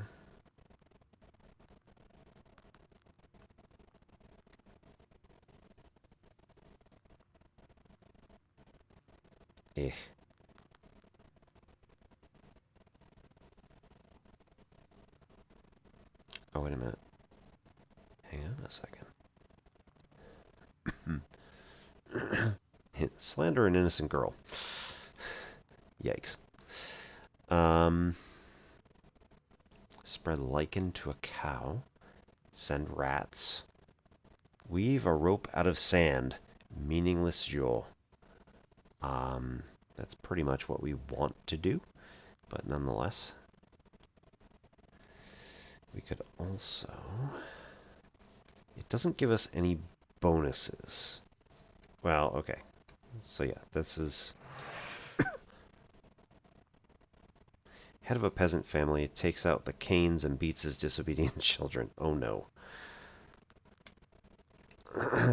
Reward of 6 rubles and 1 sin.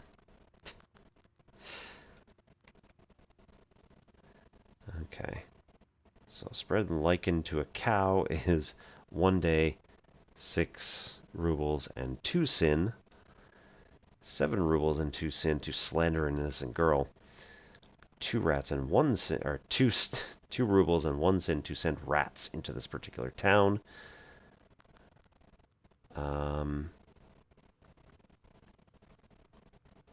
Oh, Oprichnik. I need to look that up.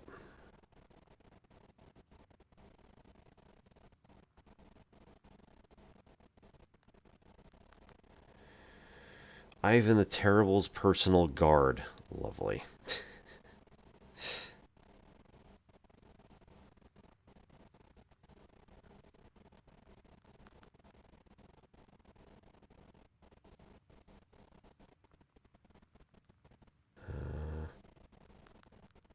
No, that's not what I meant.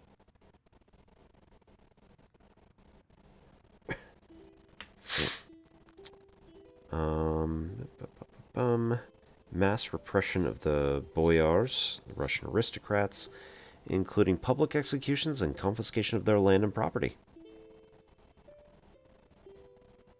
So it seems that Matvey would be really good at harassing rich people.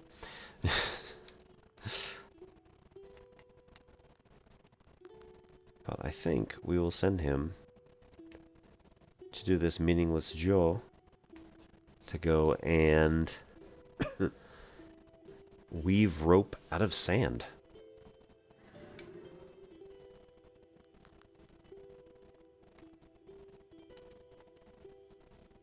Okay. And ads are about to start in like 2 minutes, so we will probably try to find some more information on which thing was it?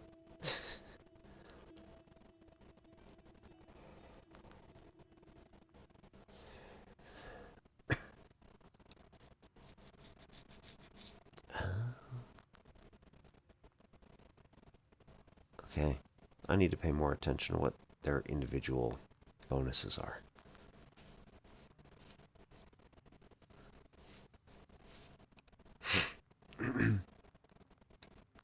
Oh, no. Okay, that's the torment that they do to you if you don't give them tasks. So here, if you don't give Matvey a task, you lose 1 day. I don't know exactly how that works, but quite frankly, I don't want to find out. But you get 1 ruble. Maybe like everybody takes 1 fewer day to finish their work. That'd be awful. 13th brother, you get 5 extra rubles, but also 2 sins. 2 rubles, but 3 sins. And 1 ruble and 1 sin.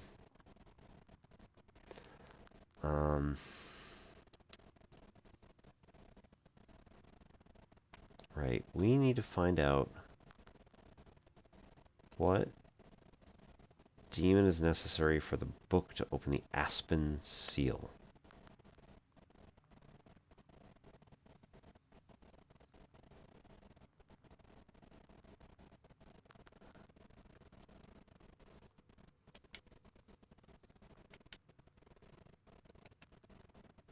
Banya spirits may switch yeah. One can uncover the true nature of such a being by throwing it over your shoulder. Alright, we'll be right back. Gonna go to ads. 3 minutes, everybody. 3 minutes. Thank you so much for coming.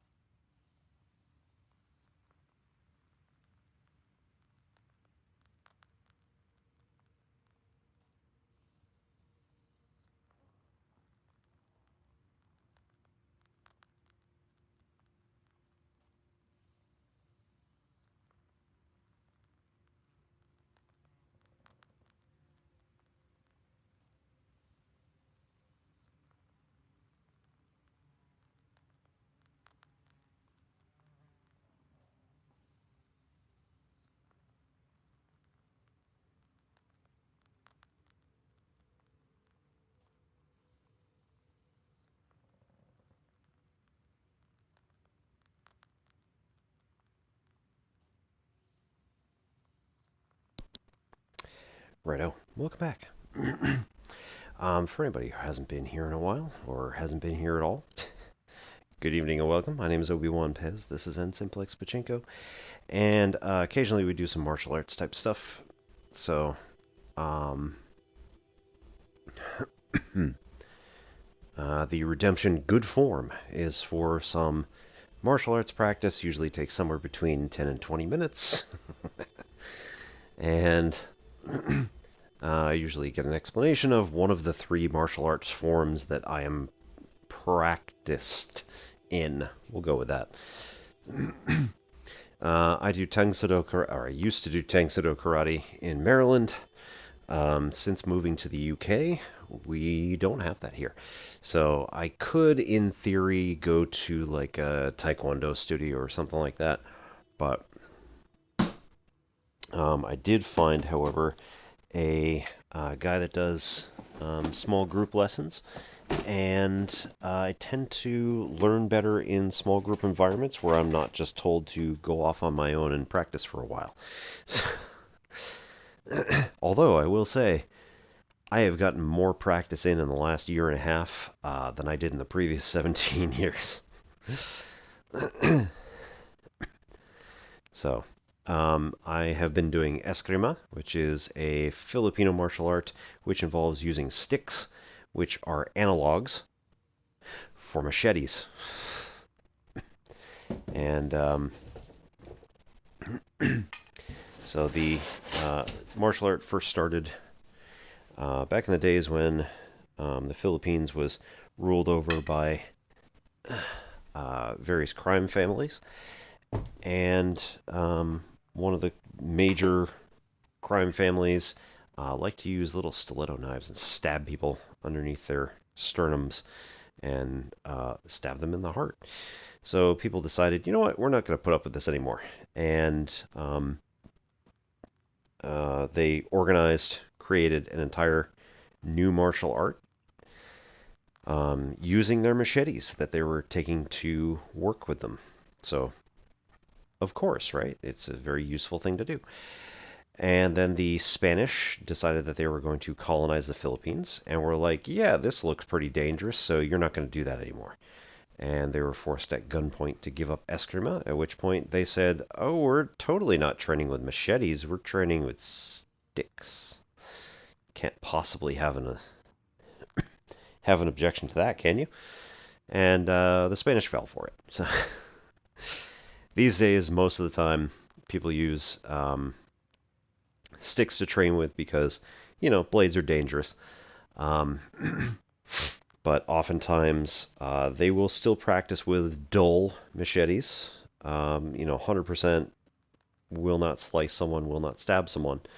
But if you get hurt, it's still gonna. If you get hit, it's still gonna hurt. So you don't get hit.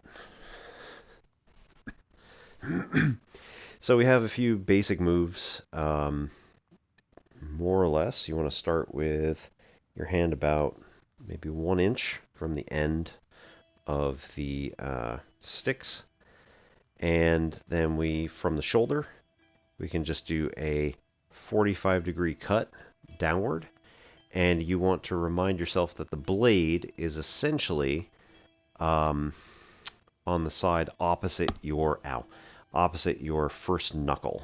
So wherever your pointer finger is, basically you're going to be pushing with that pointer finger knuckle in the direction you want this to cut. So you got to remember that is a unidirectional weapon. A stick, a club, is an omnidirectional weapon.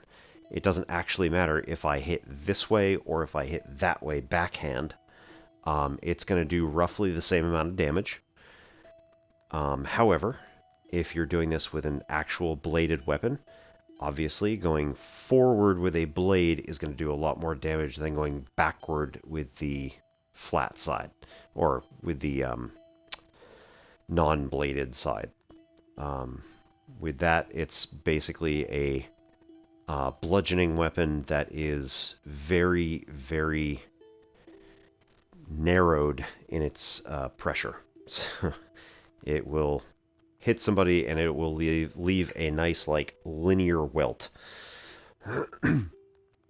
So we basically just cut down like this twice, twist our arm, and then go up like that twice, and then come back.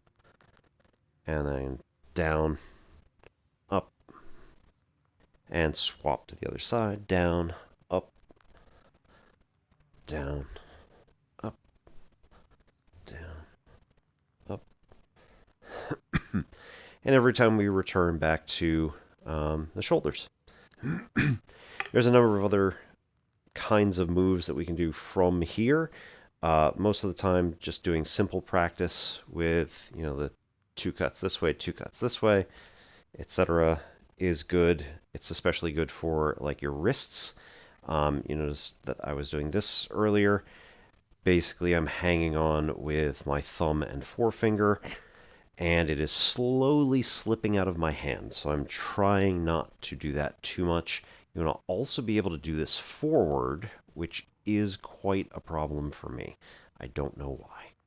But basically, you want to be able to do this both backward and forward. Okay. Coming from the shoulders, we can also come down and forward at the same time with both blades.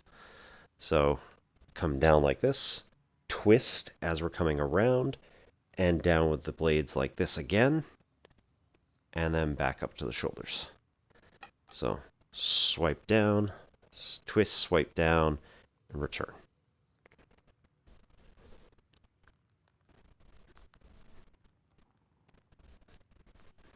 And generally you also want to swap which one is on top.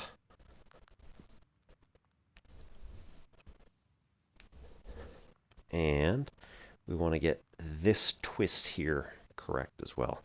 So this is going to be a problem for me. I don't know why exactly, but my left wrist does not want to bend that way. Right wrist is fine. In addition to going down and across like that, we can also slip off the shoulders and come up. So swipe here, turn out, swipe there. Oop, not forward. Underhand. And again, swap which one's on top.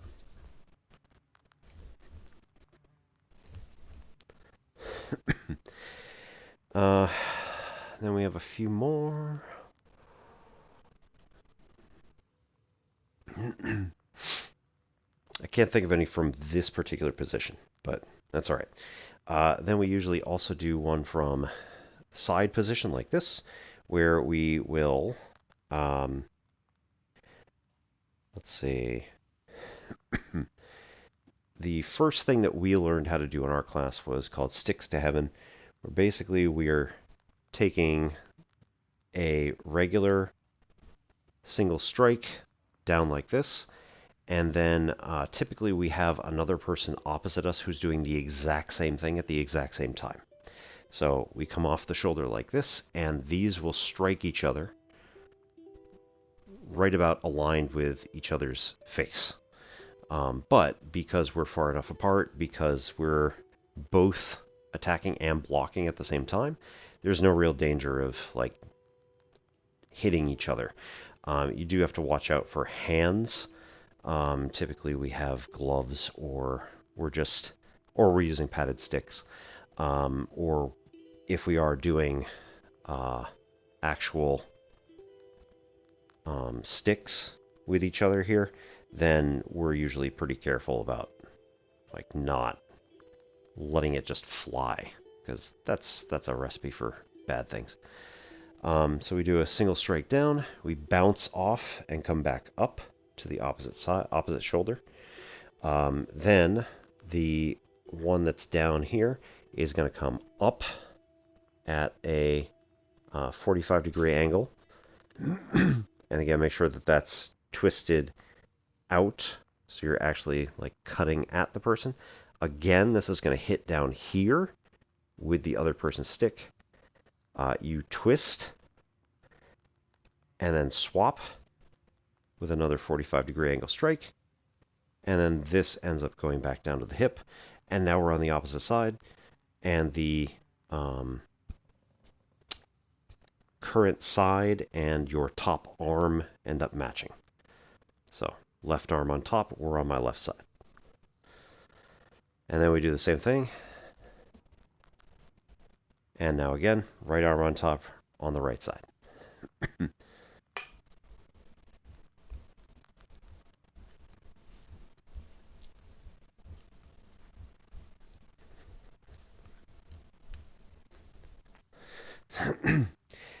Typically, when you're doing this with another person, you're going to hear clack, clack, clack, clack, clack, clack, clack, clack, clack, clack, clack, clack. And this can range anywhere from about 70 to 110 decibels. So I do recommend either being in a very open space or wearing ear protection, because it's actually very loud potentially, especially if you've got multiple people doing the same exercise at the same time in an enclosed area. Our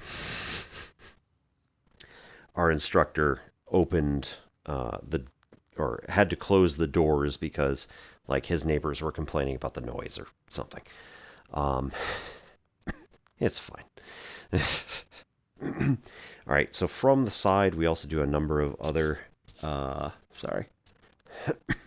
number of other exercises. So generally speaking, we'll do a 45-degree angle strike down, and then as this is coming back, we'll come back up around the head. The left side will strike across and then come up, and the right side will strike down and go to the hip. So this is a 45-degree angle strike down, followed by a, I think in fencing they call it a riposte, but you're going back to a position where you might be able to block for something else. So we come through with a 45-degree angle strike, go back around your head. This one comes across and then over to the shoulder, and then this one comes across diagonally and down to your hip.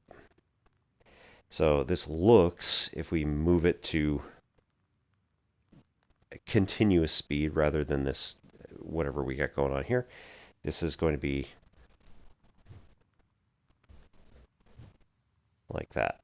So down, across, down, down, across, down.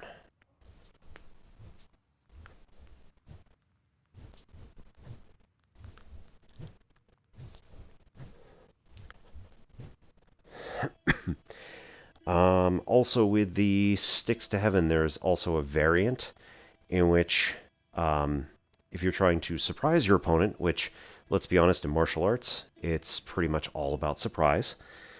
Being able to do cool things correctly, unexpectedly, is kind of one of the more important things that ends up winning you fights. Please don't fight. However, when you hit here, one of the immediate things that you can do is bring this around your head and go for a second strike. So this goes like that. It's fairly, again, unexpected if you don't know it's actually coming. So strike down, come around the head, strike down again. Here, when you come around your head, you're also going to be twisting this so that your hand is like brushing the back of your head. And you notice that like that knuckle is more or less pointing toward my head the entire time, or toward the front of the room the entire time. That way, the blade stays kind of facing backward. Or it can be sort of sideways. So if we come across here, we're putting the flat of the blade against my back in a motion that it's going to use the dull side of the blade to come across my back. That's A, to protect if there's somebody coming around this way with a weapon, we're kind of blocking it. It's also going to freak out anybody who's about here to here, so that if there are multiple people who are attacking you all at the same time, this is going to freak all of them out who might be behind you. And also, if you're actually doing Eskrima with a number of potential attackers around you, you're not going to be facing the same direction the whole time. You're going to be coming across like this and trying to find other people who are attacking you actively in order to strike out against them. So it is just kind of a precautionary thing to just keep moving around, swinging this around your back, and again, as always, try to stay unpredictable. So you don't want to keep doing that over and over again, otherwise it's a pattern. And patterns in martial arts tend to be a little bit bad. If anybody can figure out your pattern, usually they can counter it. And that's very bad. Let's see. We've also got a one-handed technique that's called a fan block. So if we're coming either from the shoulder or from a guard position, this is a... have to put that down properly. But this is a closed guard position here. And so if we do a fan block, we're going to do a backhanded block first, up over our head, followed by a forehand block. And then we do what's called a kadlik, where we allow this, we're going to drop our hip, turn to the left, and that's going to kind of allow this whole process here, whereby as I start turning and dropping my hip, the tip of the machete, roughly speaking, stays kind of in the same place-ish until I've dragged my arm out of position where it's going to whip through. And it causes the tip of the blade to move at extremely fast speeds. So if we go from here, we end up doing a backhand, forehand, kadlik, and then we do a single strike with a counterbalance. So, backhand, forehand, kadlik. Ooh, no. Ew. Backhand, forehand, kadlik, strike. And if we do this from a two-weapon, typically we can just go from the shoulder and go out like this, it tends to be a little bit ineffective because it's not gaining much momentum. Followed by a forehand. From here, it might actually be better to go just with the forehand, and that's part of a different move, or can be part of a different move. So from here, typically, we could do a backhand, forehand, codlick this way, and then come out with both return or return. So depends on what you want to do. There's a whole bunch of ways you could do this.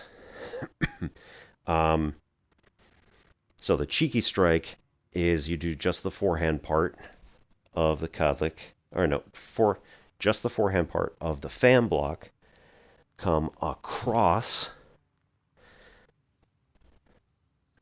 that way with your offhand machete, and then while that's moving, you continue this motion and do the codlick down. So we end up with a then we come back up gently, do the forehand off of this one, come across, and codlick down.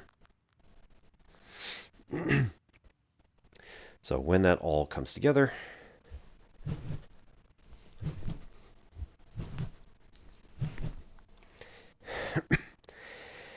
oh,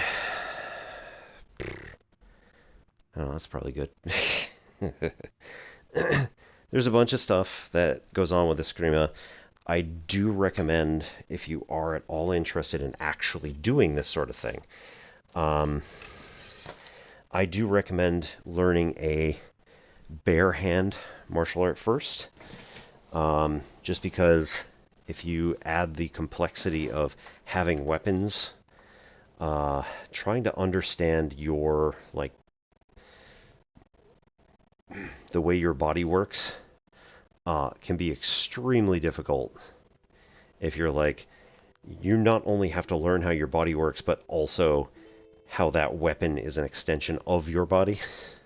And like, people learn martial arts all the time, starting from a weapon, you know, having a weapon. There are several martial arts that, like, you're never unarmed. So I can't remember the one. One of our friends did it in Maryland. It was a sword martial art. That's like, you are assumed that you will start with a sword. So it's a little absurd in that you don't have a sword on a regular basis. However, you don't have to have a sword. It could be any sort of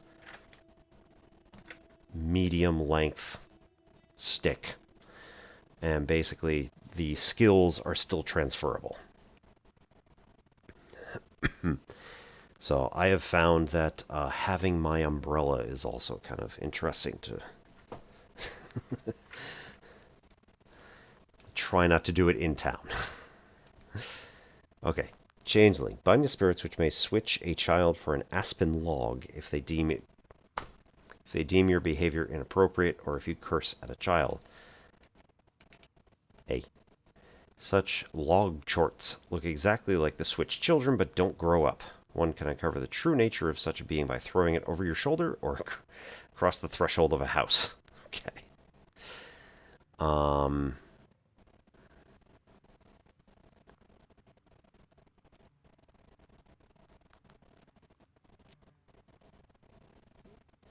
don't understand what it's asking.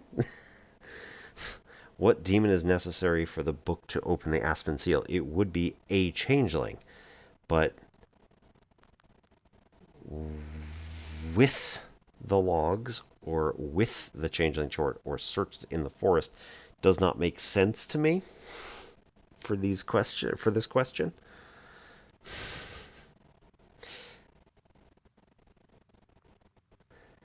So I'm gonna go with the changeling short, and we'll see how it goes. That Abderich Okay. switched the girl with an aspen log. Yes. The log is a demon itself.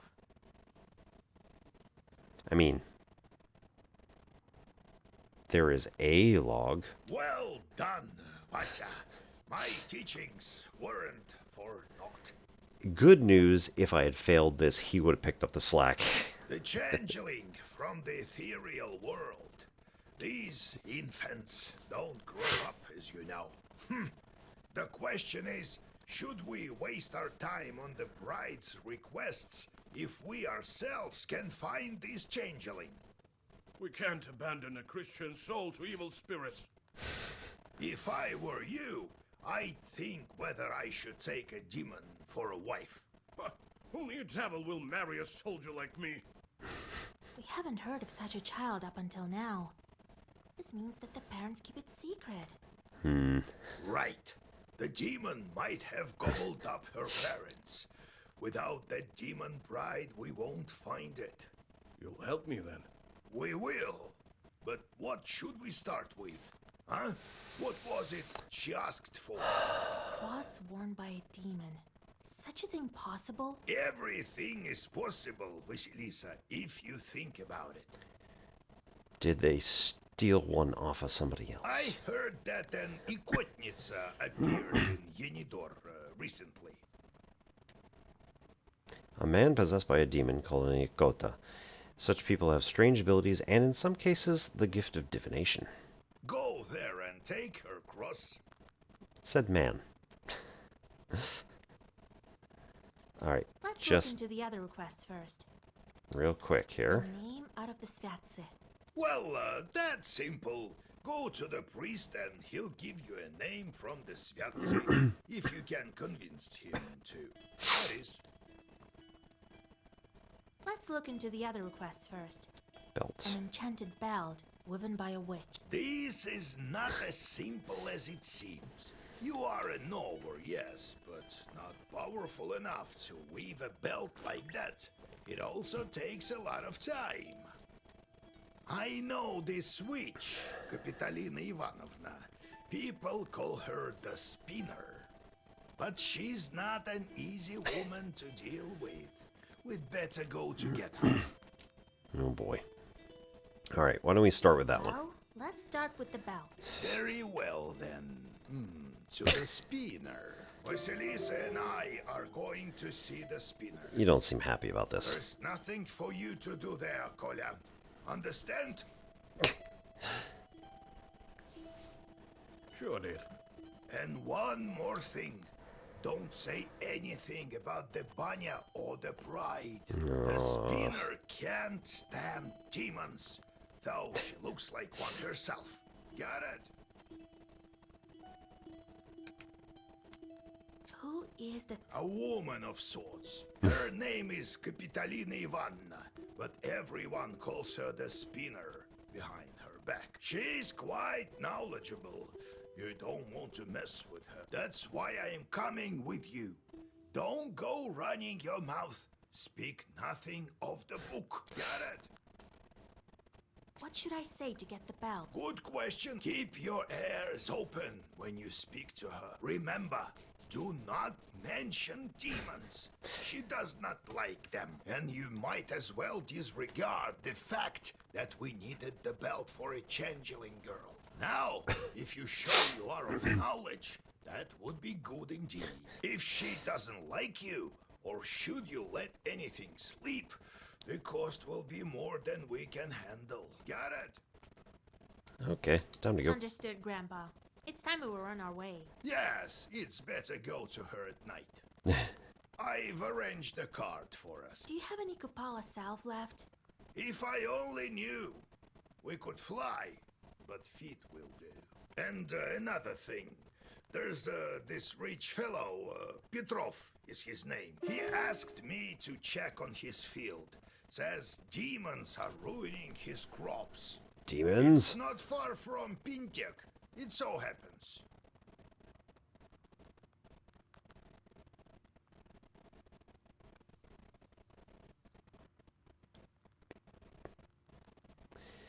I would have said Pietnig, but okay.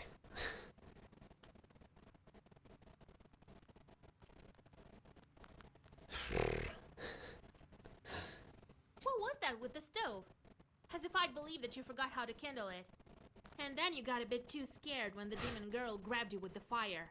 It is as you say, Wysa. Ah, It's it not is about the 13. He got stove. reversed. His model got reversed when they had him stand on the opposite side. I don't know what's wrong with me. There was this one incident. Since then, I'm not myself when I see any fire. Was it? I don't think it was the incident with the girl. I'm scared of it's something awful. That's exactly the reason why the lads dared Yeah. me to go to the Banya. They heard the rumors and wanted to have a bit of fun at my expense. Only I'm not one to give up so easily. But why? What's wrong with fire? Flamethrowers. Oh, it's a long story. So how did you end up a soldier? Well, they took me as a recruit. You were just a kid then and don't remember much about it, I gather. Old Yegor just took you in after your parents. Well, when you went into the service, was it by your own choice? Aye, by choice. To be honest, some other lad drew the lot, but we have a large family, and I'm a hot-headed guy. Right, and a fine one. Ha! Quite right. It was my decision.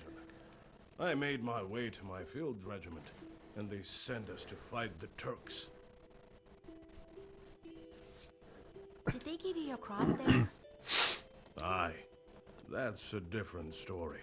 I'll tell it later. Do you plan to marry that girl or not? Let's help her first, won't we? She must be a strong girl to pull through that sort of thing. Maybe God sent her. A demon? Sent by God? Well, she said she was a changeling, didn't she? The girls of my age are all married. Who would marry an old soldier anyway? Only a demon. About the fire. Would it take very long to tell the story? Maybe not that long. Anyway, don't be such a bath broom. I'll tell you some other time. Don't you have anything else to do? I mean, yes. That's not the point. Play cards. Witching Durak? I don't know anything about this game. Oh dear. I have... there we go. Welcome to your first game of Durak. Goal is to... I've played this game before. I mean, the liar, I think. Oh, the fool. Yeah.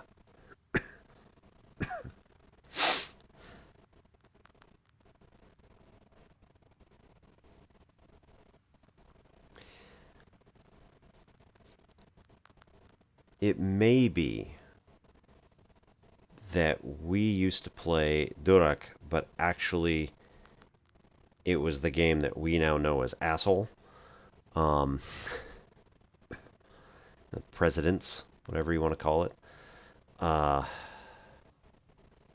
So it could just be something completely different than what's about to happen here. Take turns attacking the player next to them with one or more cards. Attack Nikolai with the 6 of hearts.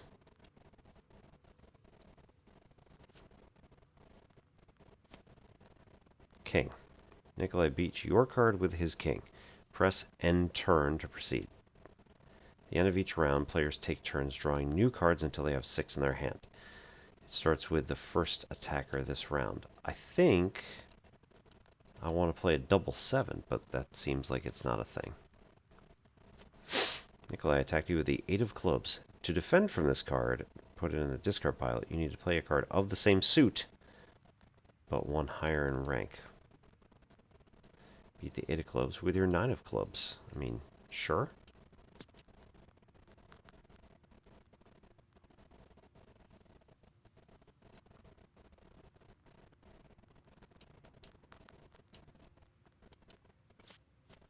Oh, I finished was on his thing.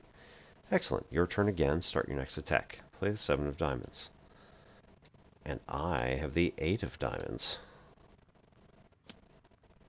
Oh. Though Nikolai beat your card with a 10 of diamonds, you may launch a new attack with a card of the rank that has already been played. For instance, you can now attack with either a 7 or 10. I see. We'll do a different 7. I take.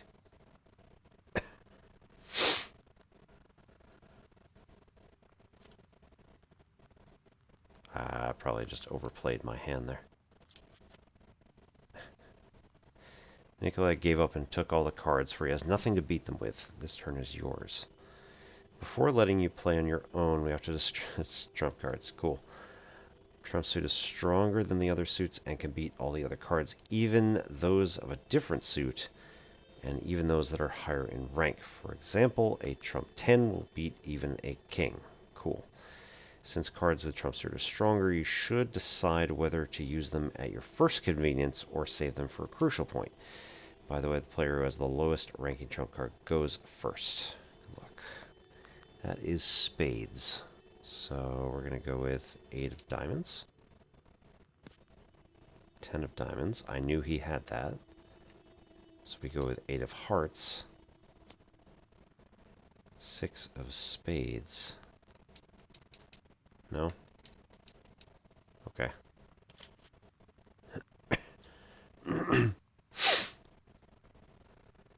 Kings. So we have to deal with them.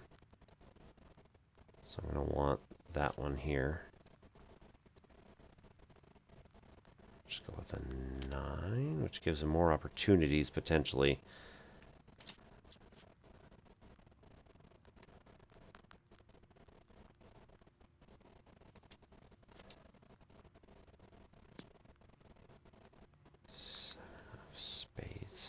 Okay.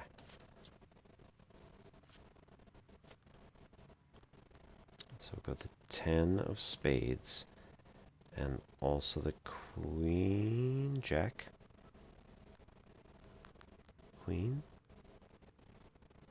It looks like ace, but that of clubs.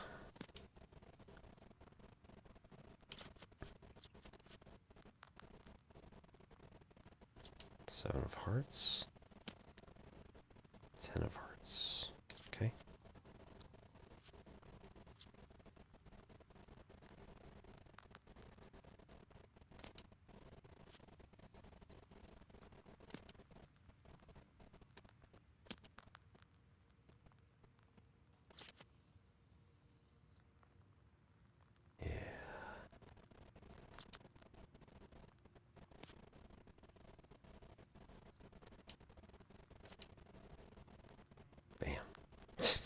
You have to. I literally can't do any. Literally, you can't do anything. And I win.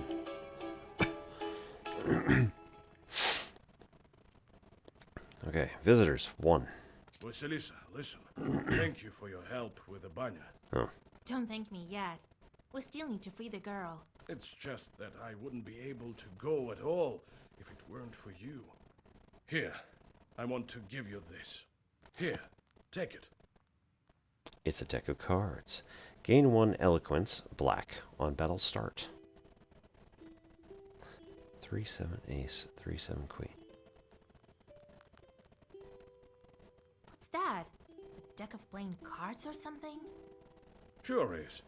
Been saving them for some time. They are antique, but first class. I'll teach you to play if you wish. Stay a while and listen. They say the devil himself is not averse to a good game of Durak. Alright, not now.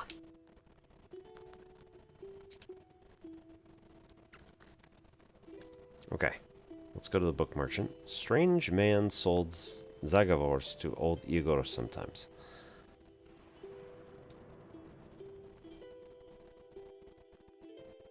You have goosebumps, a sign of a devilish presence.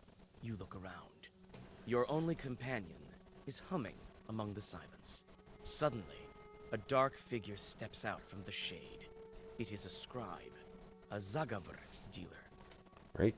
Be Talk. wise and go forth. No literal serve as your daily bread.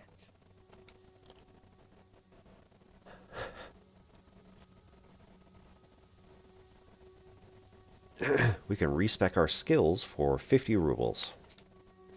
Or buy Zagavar. We have 11 rubles.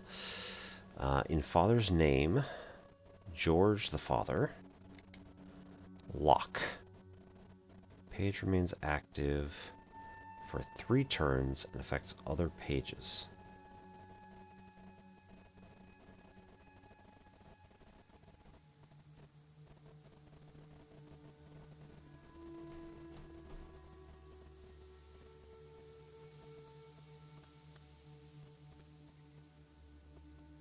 Once and forever, remains active for 1 more turn, adds to defense.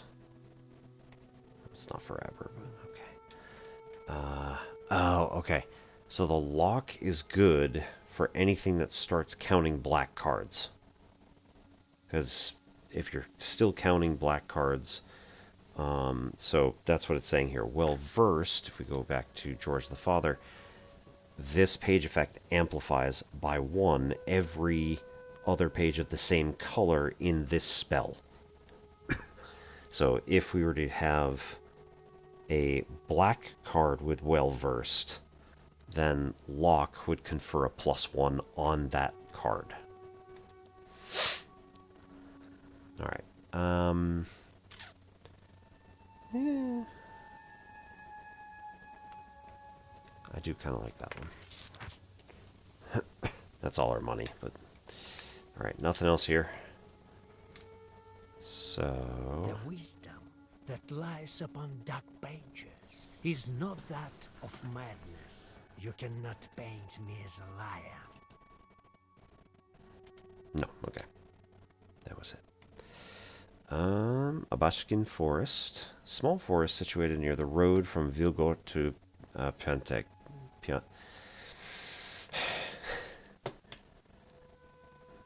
I swear, yeah, the T and the N are switched. Oh my goodness.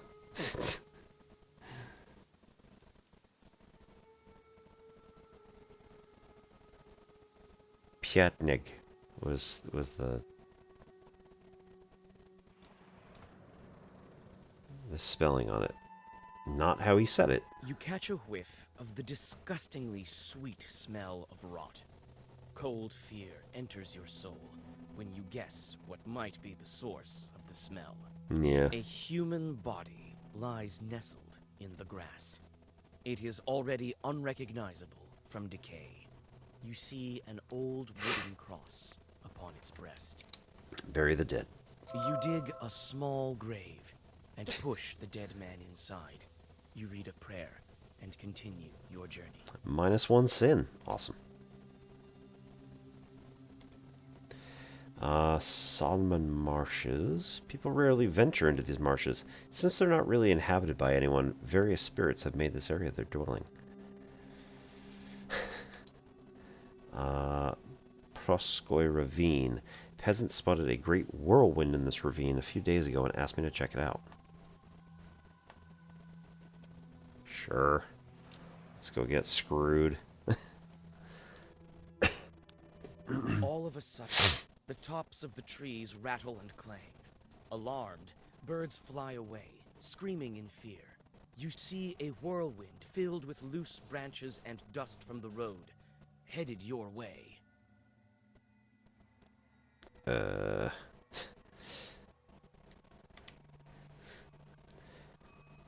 Igor, help. Your mentor removes a knife from Okay. his shirt and throws it at the whirlwind. It dissolves into a throng of enraged demons. I'm not so sure that was... I mean, he knows what he's doing because he's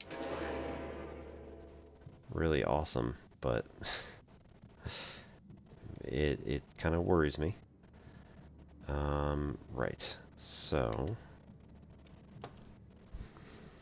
he's going to do 5 damage this turn. The other guy's going to summon.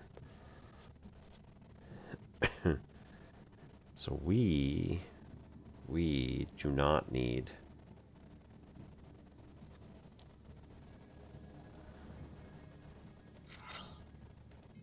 We do not need to defend this turn that much because we already have a 5 in there. we're going to have to hit this guy as hard as we can, as fast as we can.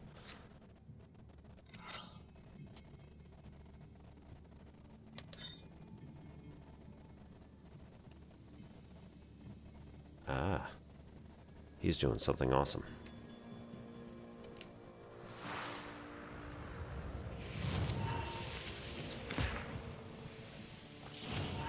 Igor's curse. Awesome.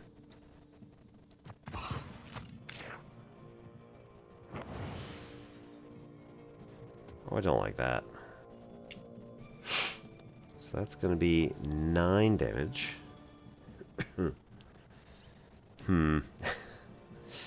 Yeah, don't like that.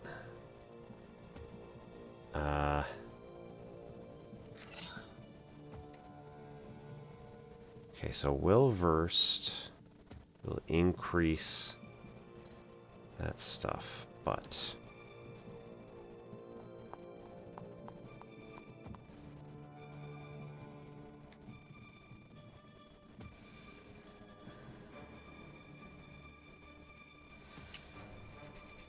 it's already going to push it to 10.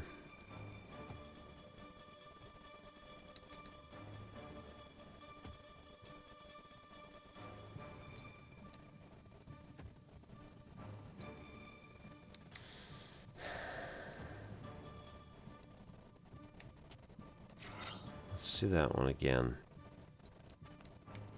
And this page remains.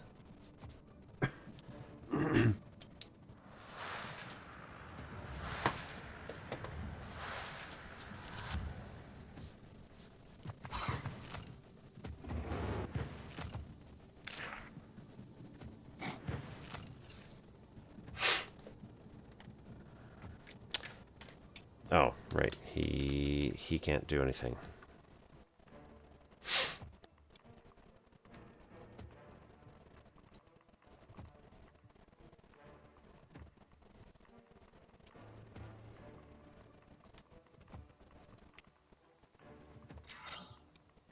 Percepolo.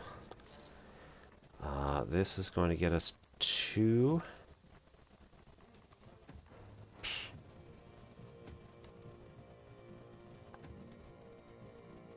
Lagavort damage, 3 across the board.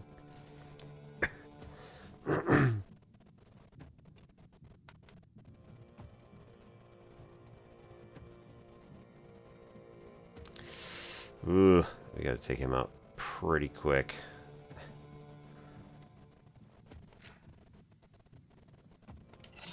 Otherwise we're gonna get really screwed.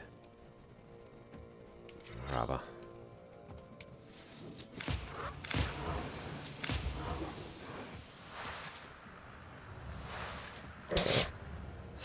Six damage. Right.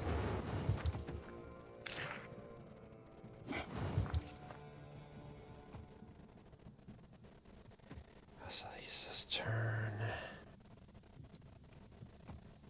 Okay.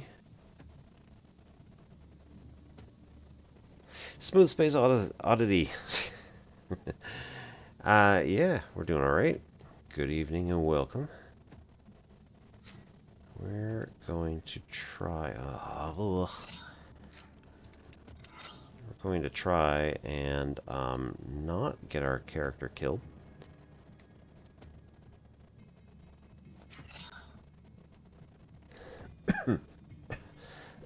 I almost said Odyssey, which I'm sure is a common response.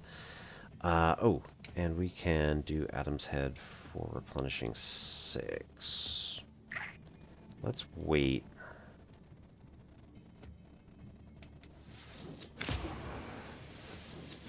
There we go.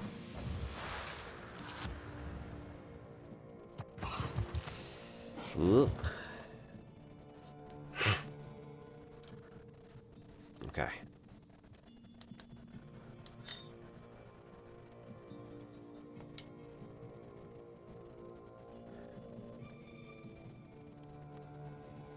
Curse him.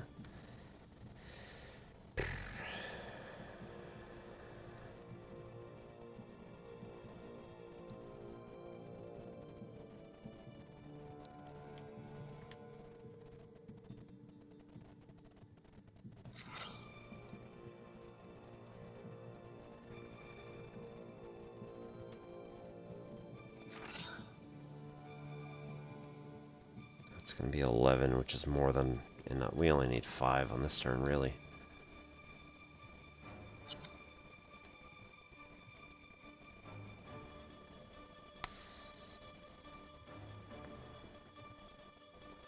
This one might work nicely, though. Gain 2 health. That's going to be 3 health? And increasing the number of keys in the book next round. Uh-oh. But I need... I was hoping that I could do both. I cannot.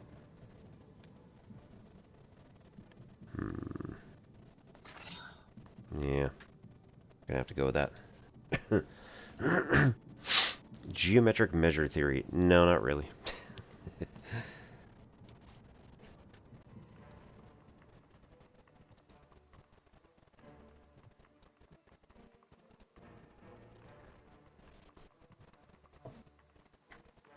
I know the concept of trying to use different metrics in order to measure distances within different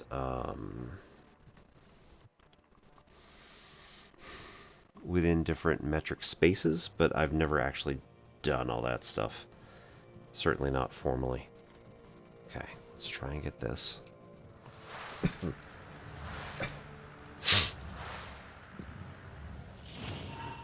That doesn't really work. 1. Prevent 1. That was a waste of shields, but whatever, it's fine. Yeah, of course you are. Okay. Ugh. This is gonna be bad.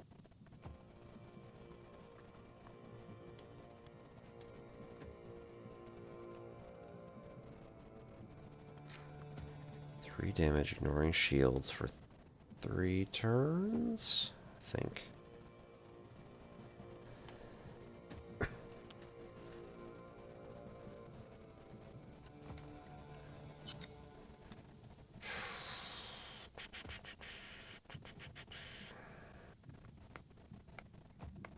Ah, wait. Replenish 6. Alright, now, in theory, we can take a little bit of extra damage this turn, and it'll be okay. So, go with this one. So it'll stay here for an extra turn. We've got 2 damage on it currently.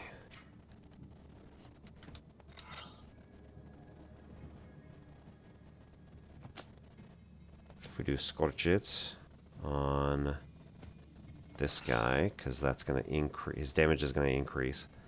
And Ruda. Ugh. Eh.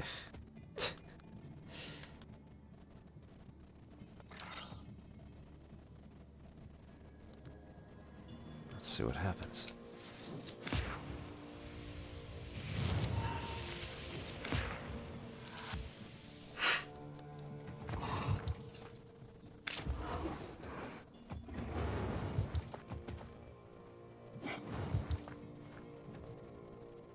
Yup.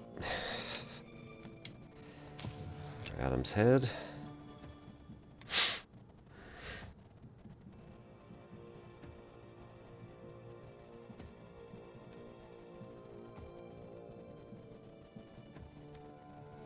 Oh. Increases damage by 2.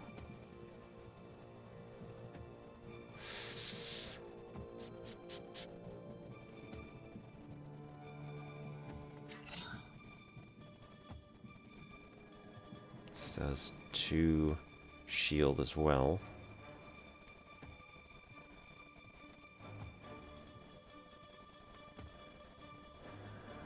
I will. And Eva.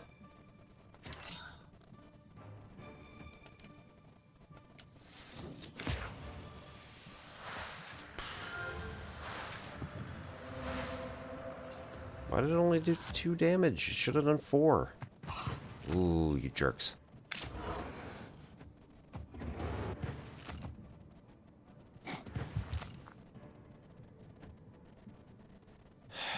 Obviously, I don't know how this works. So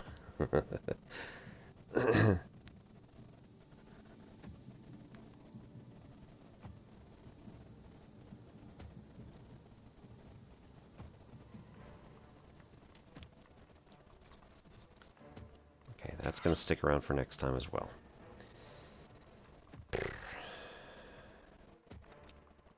Waste on this guy. Where is he? I mean, I want to get rid of him, but as fast as I possibly can, so he doesn't summon anybody else.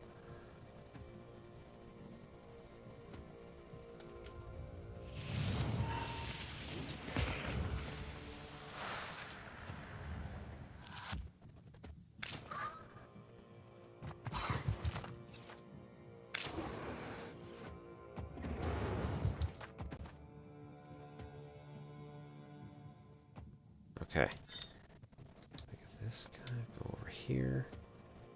Deal the curse.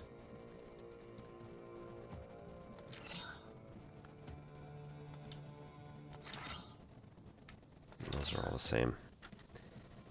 We'll see how this goes. And replenish.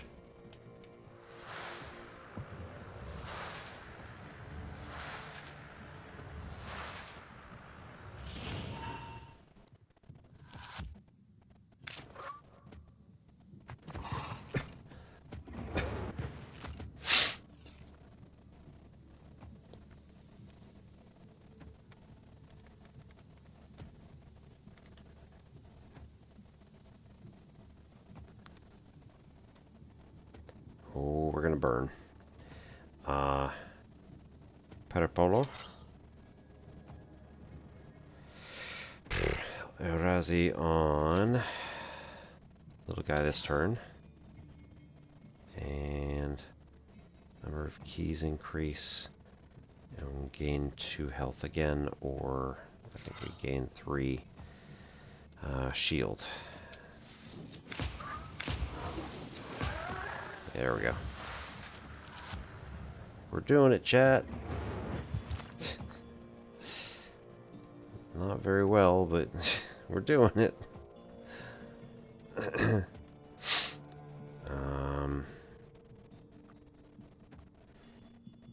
Increases number of orders.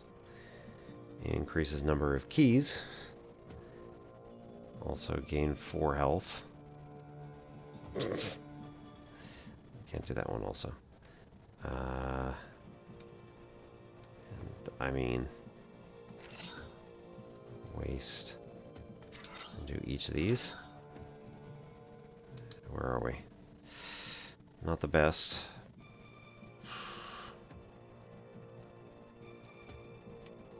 But we are gaining a lot of health.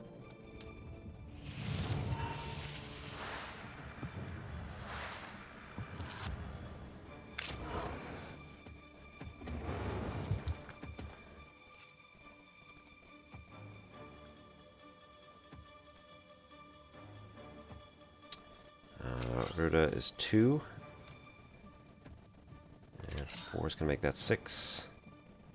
And screw it, we're going all in. Hey. Alright. Salmonida. Firmer than stone. 1 damage to all enemies and remains for 1 turn. Or gesture, 1 damage. Does not use word slots, so it just always exists pretty much anytime we get it. We'll take that one. New experience level, and we're going on to an ad break, so we'll be right back. Thanks so much, everybody, for coming, and give us 3 minutes, get some more water, and get up and stretch and do all that good stuff. See you in just a few.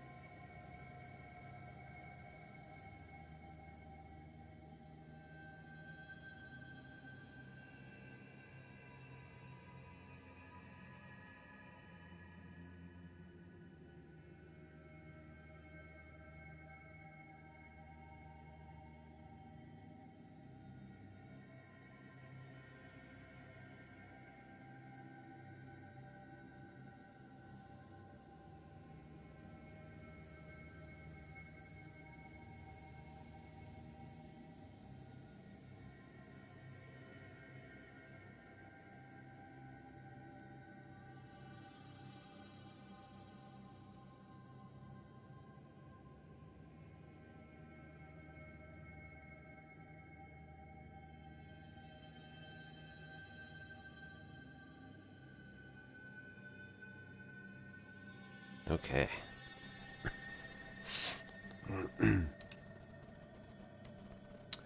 So...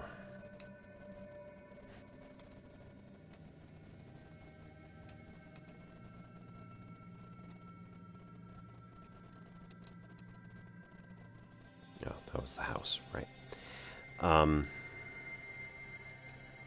We have visited all of these locations.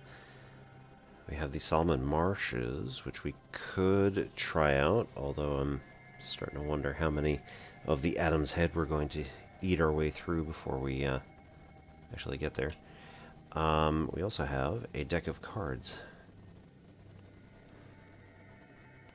Eloquence Black increases well-versed effect of black pages by 1. So I think that means that every time we play a black page, every black card with well-versed gets a +2 bonus instead of a +1 bonus, which is maybe extremely good. I imagine that's only like for 1 turn, though.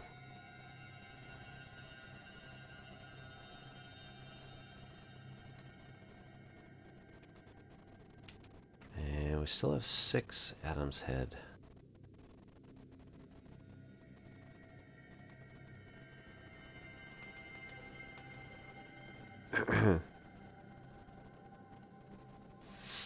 And our knowledge, we have 1 point. We are currently level 2, I believe, going for level 3, but we might be level 3.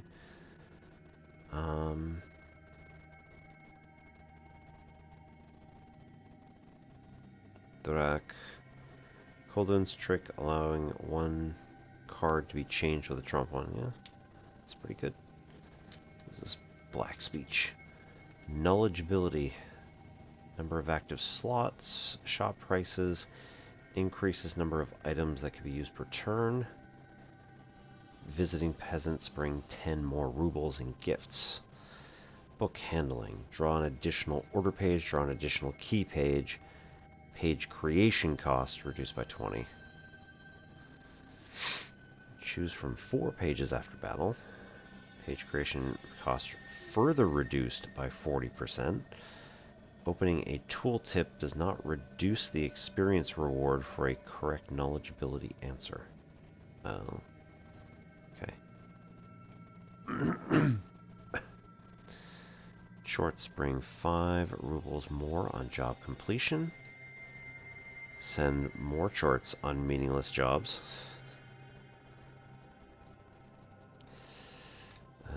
Short specialties and job types are visible. I like information. Chance of short completing the job well increased by 50.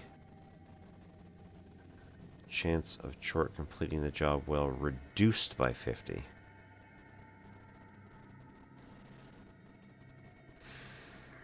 Increases sin your shorts bring you with job completion by 5. Jeez. The chance your short brings back an herb from his job is increased by 66%. That's nice, though. Reduces sin your shorts bring home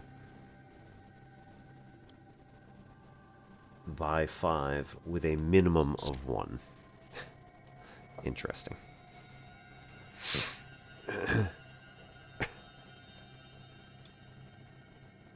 So depending on how you want to play it, it could be either really good or really bad. That's interesting.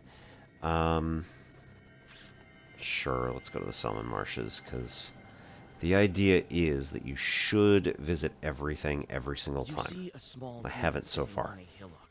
In his hand, he is holding a snake by its tail, swinging it from side to side.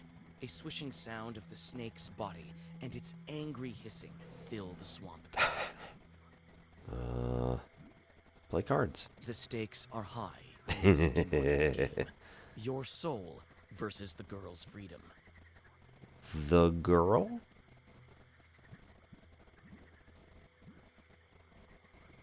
Could be a game ender. Let's go.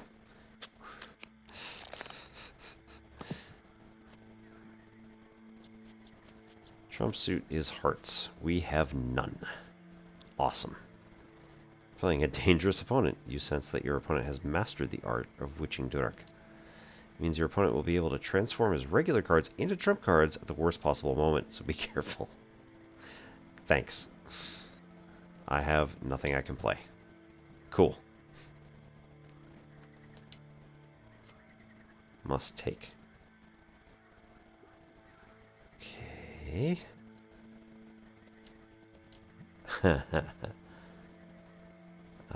Must take. Jeez. Play ace. Lisa. Okay. 8.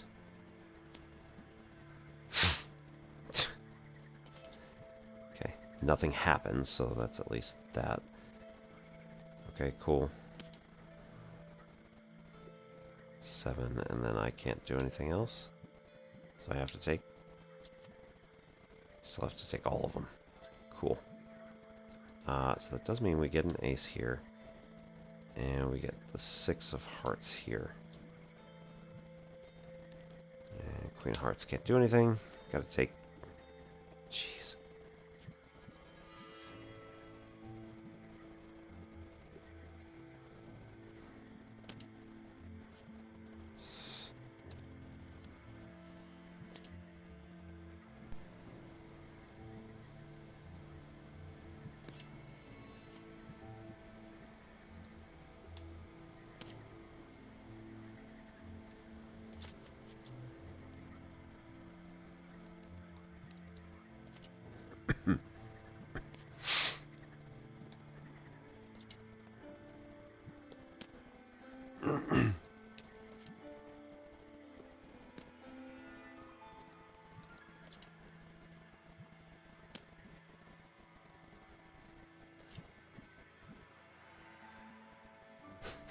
Nice. It's gonna screw me over a bit later, I think, but we'll see how it goes. Ooh.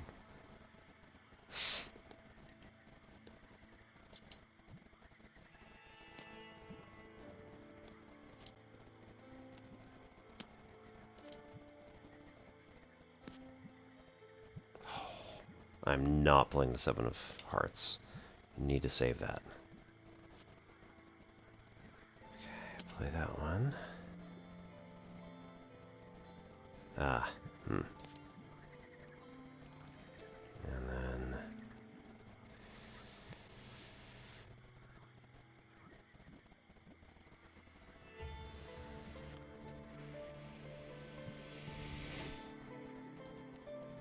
I think I want to play that king.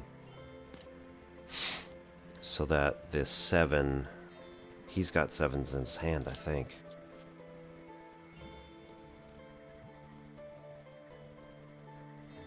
Ugh. Oh, this is bad because they're all like all over the place.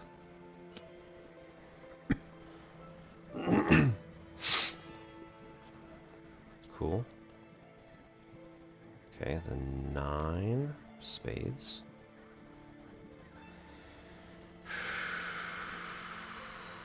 Yeah, we got enough. How you like that?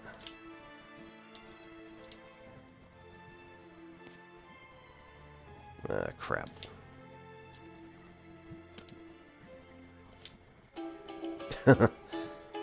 Alright.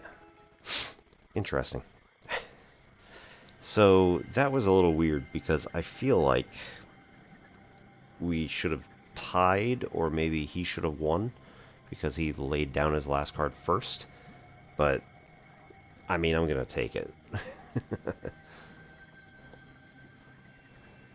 Removes positive status. Well-versed attacks for 1.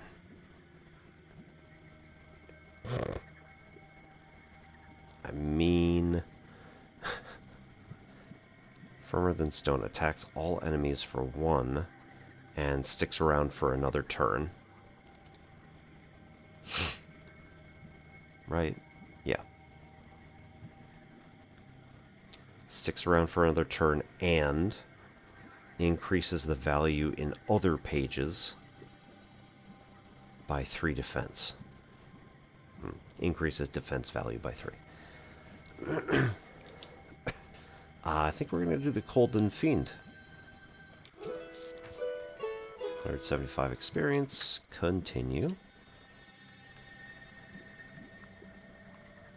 So, we didn't actually technically find out that it was a girl that was being transformed into a snake and flung around by that demon. But when I said, hey, let's play cards, the demon was like, yeah, this is a girl. Okay. Ust Urolka village near Kama River.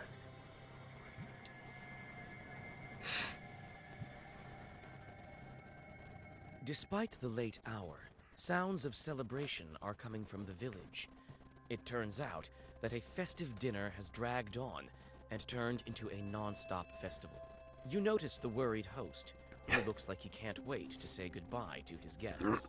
Offer help. You offer to disperse the festival for the host.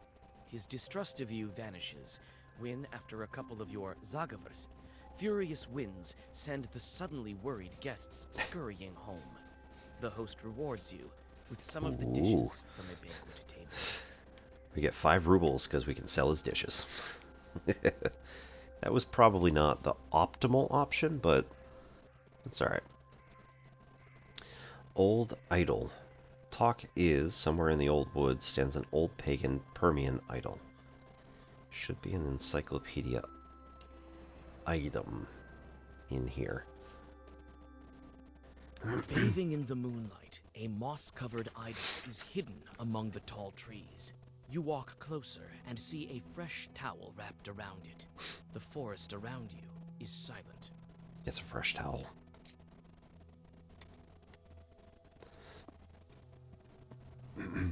Road to Pradnieg? Nope. Piadnig. People rarely venture into these marshes, since they're not really inhabited by anyone. Various spirits have made this area their dwelling. Yup. You meet a girl walking in the direction of Panteg. In her hands, she clutches a spindle that is emanating dark power. Old Yegor smirks, another of the spinner's victims. Yeah, let's try and help her. You call out to the peasant girl and convince her to get rid of the cursed spindle. Surprised, the girl follows your advice. Okay. This will allow us to do more sins later, so don't worry, people. Vilsov Woods, Grim Woods by the Spinner's house.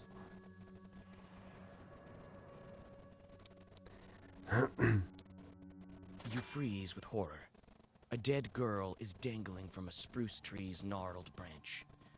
You can't move. This strange fruit sways back and forth with a creak in the cold wind. She died recently.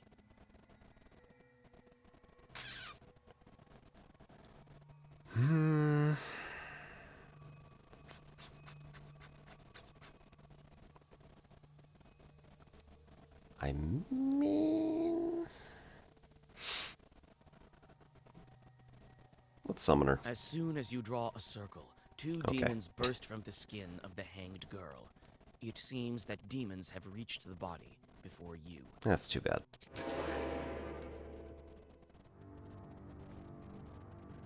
Okay, so 6 and 5 both going to attack me. Cool.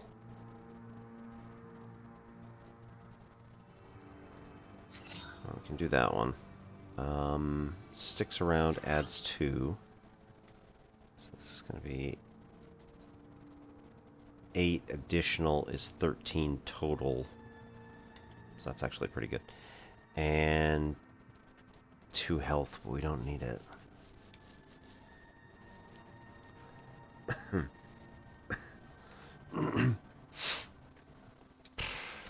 this is just gonna waste stuff.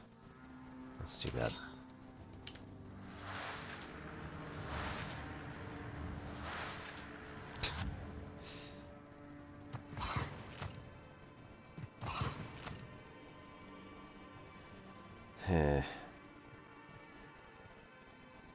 Okay. So 4 to this guy, 3 to all, and 3 shield, I guess. Oh, shoot. Should have done Igor.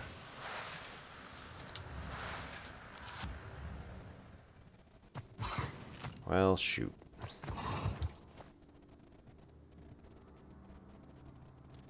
Okay, Igor. Oh, okay. He's doing less damage now. So that's interesting. Why is that the case?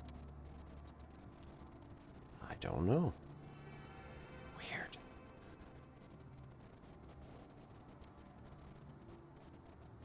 Okay. So let's do... Outlie. 5. Babushka Madalina adds health, and the number of orders will increase. And Raba.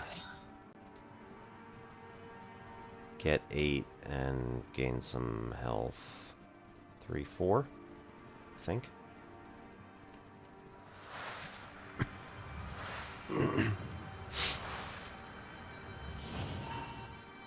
Bop.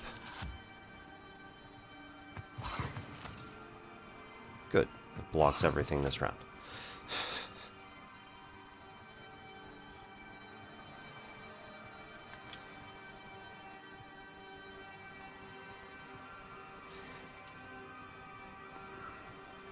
Oh, wait, what?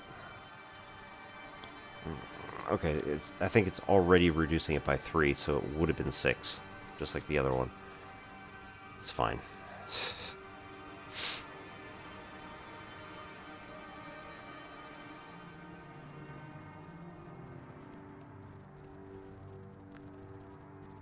Sticks around for a turn.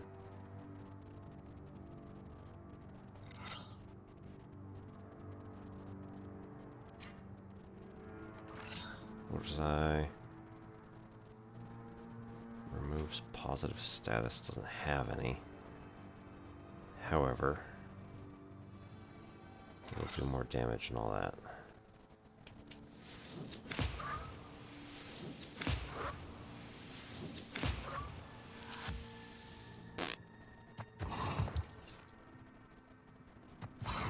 Huh.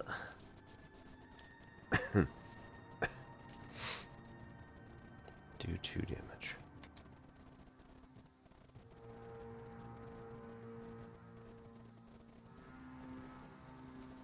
Yeah, that one's attacking him, so he's dead. So I don't need to worry about him.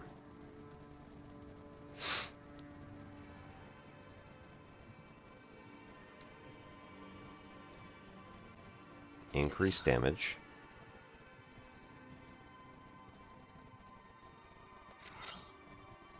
Give us more health.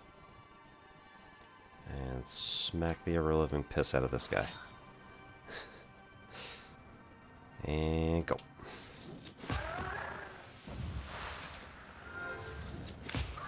Ooh. Wait. So I should have done Bless first? I forgot the order actually matters. Ooh.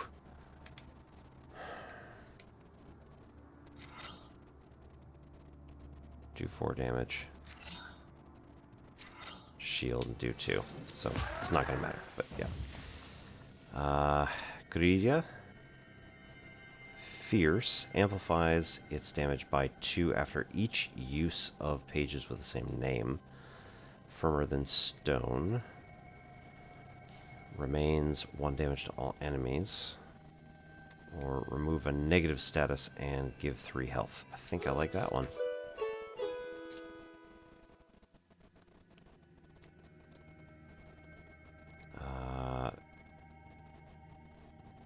Pianteg Vorost. Or Piadnik, depending on who you ask, apparently.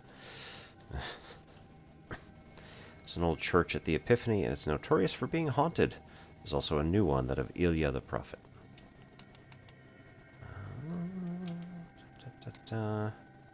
Sheridin mythology. Urals offer a peculiar blend of religions. The veiled paganism of Russian Christianity is overlaid with the paganism of native peoples who are not always Christianized. For instance, some of the Mari and Udmurt peoples did not adopt Christianity but kept their ancestors' traditions. The Komi people adopted the new religion but mixed in their former beliefs. Even more complex was the confluence of Nikon's reforms with the traditions of the old believers who fled to the Ural and Siberia during Raskol or Schism. It's simply impossible to discuss the religious situation in the Urals without the singular notion of double belief.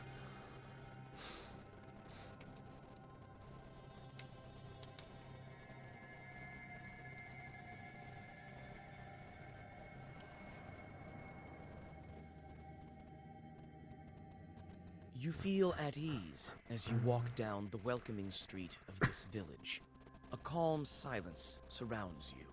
You almost pass through the village, but the silence is broken by loud laughter and the sounds of an accordion. Oh no, Weird Al's here.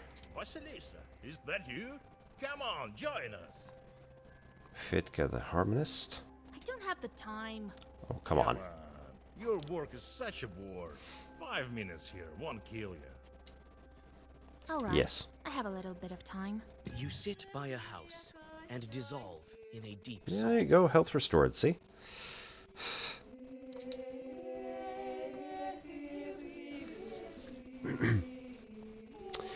Tonight, I believe we're going to go see Spoony Bard, or Spoony. She is going to be doing Outer Wilds for a bit, so if anyone has not played Outer Wilds yet, I'm sure this is going to have some sort of spoilers in it. It is a very worthwhile game in order to just relax, explore, do other cool stuff. It has a very different vibe from the other favorite game that I now have, which is Expedition 33.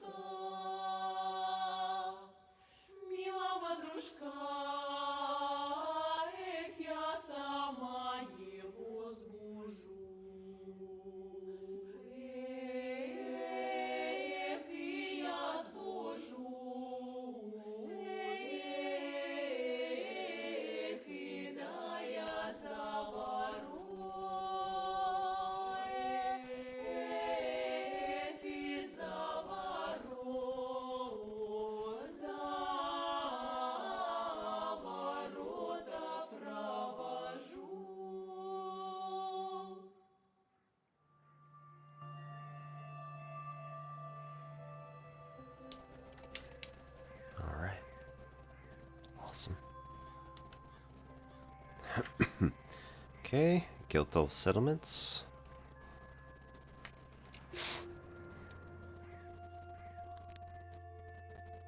On the field, you hear the steady sound of digging. Coming closer, you see a peasant moving the border of a field. The man looks startled when he sees you approach. Oh, no, you don't do that, sir. That, no. Mm-mm. Is that you, Yegor? Yeah. It is I, with Vasilisa. God bless. God bless. What are you looking at? I'm moving the border ditch. What of it? Why are you moving the border ditch? You moved it quite far. For good reason. The Petrov's workers caused me nothing but grief. They deceived me, shot me in flour.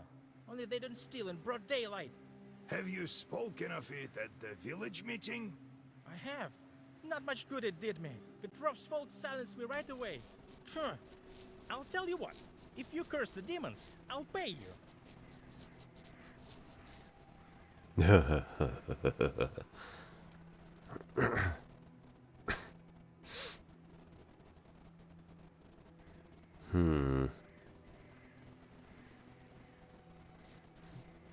we curse the Petrov men who allegedly hurt this guy? Do we trick him into thinking that we do this sort of stuff? Do we attack him or do we just leave? I mean, it's not really our problem, but...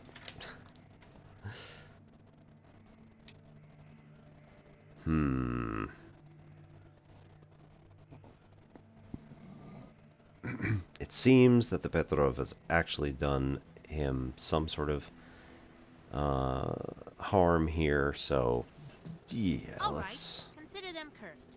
You whisper a few spells into the wind.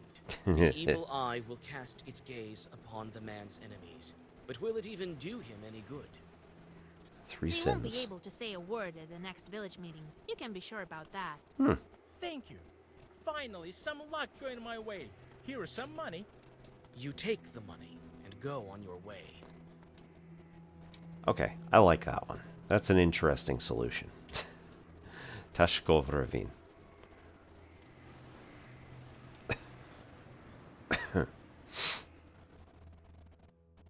Near a small forest creek, you find a grassy meadow. Among other vegetation, you see one beautiful flower. It's blood red and bright even in the moonlight. You come closer and tie its stem with a silver thread. With a swift pull, you now have a new, valuable herb, Adam's head. It's not new. You take the herb and get ready to go on your way. We've had this since the beginning of the game. Okay.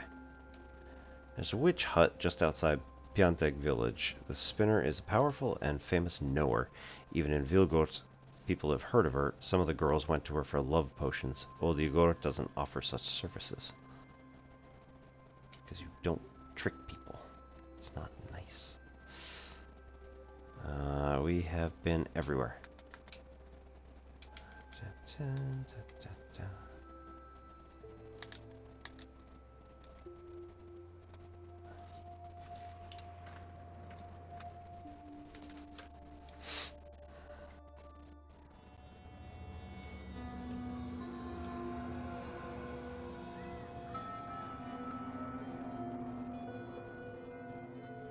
The closer you are to the house of the spinner, the more ominous the woods get.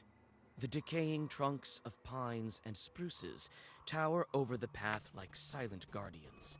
Your blood runs cold every other moment. You feel that the border between worlds is very thin in this part of the forest. Look around. Warding skulls.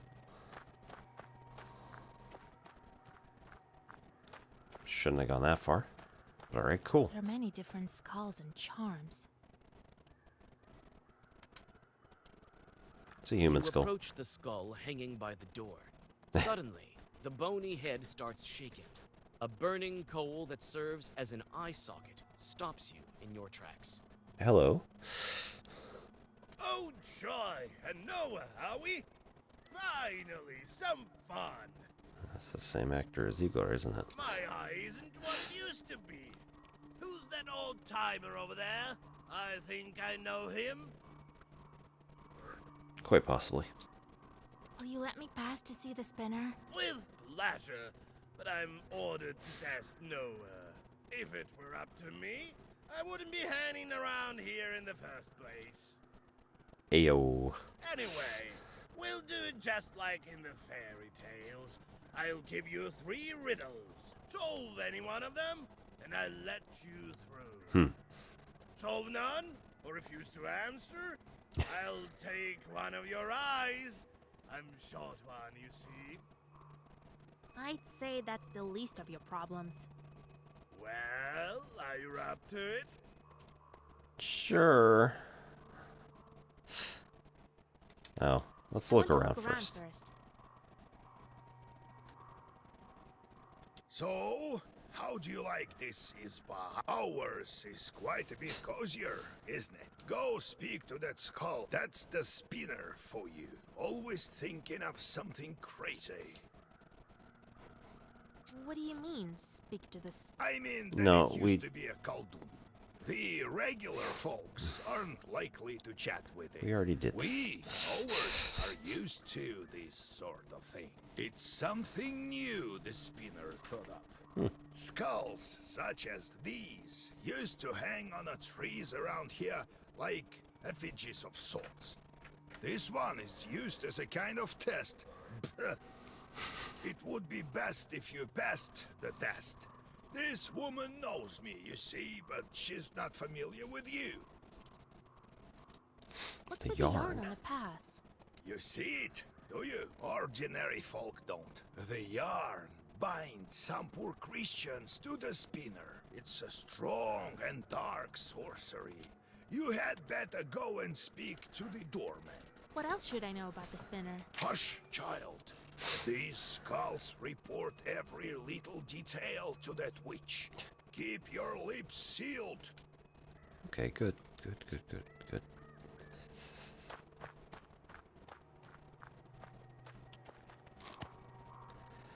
Koruka herb. Bless +3.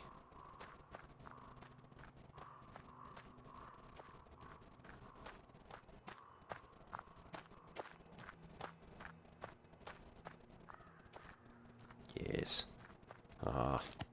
Peter's Cross. Removes poison and waste. Quite a grim place. Distant It's force. places like this that give witches a bad reputation.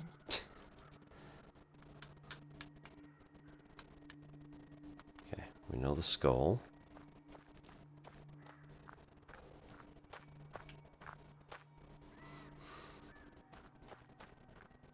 There are bright strings of some kind on the path.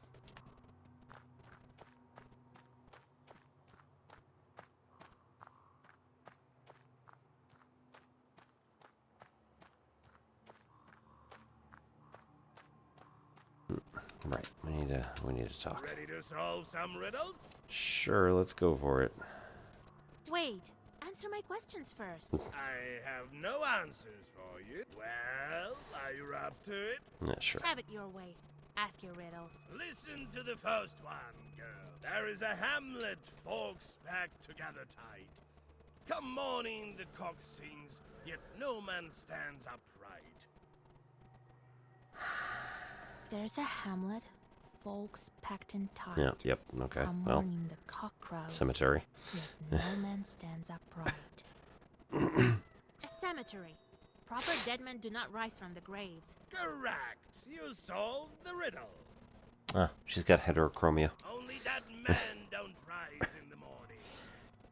I noticed that my son's teacher also has heterochromia. So, and in fact, in the same arrangement. So, brown eye on the right, and hers is green, his is blue on the left. Believe me, I know. You may pass. Or you may try to guess another. Continue Let's riddle some riddling. more. Listen to this second riddle. No tricks. Lame chicks sing along, dry wood they haul. Wound up in a ditch, can't move an inch.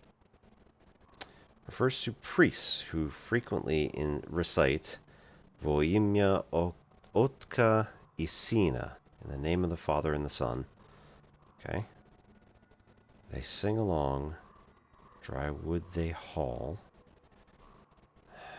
Priests. Priests sing along. Dry wood they haul. Wound up in a ditch. Can't move an inch. Lame chicks sing along, dry wood they haul. Wound up in a ditch, can't move an inch.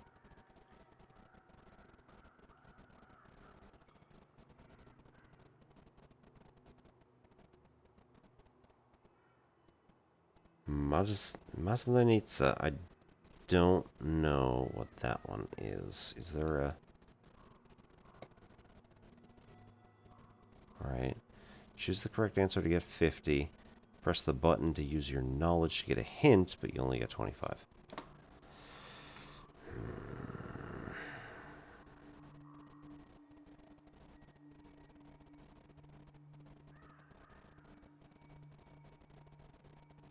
Maslenica is the holiday. 16th of February to the 22nd of February. 7 full days. Also known as Butter Lady, Butter Week, Crepe Week, or Cheese Fair Week. Eastern Slavic religious and folk holiday which has retained a number of elements of the Slavic mythology in its ritual.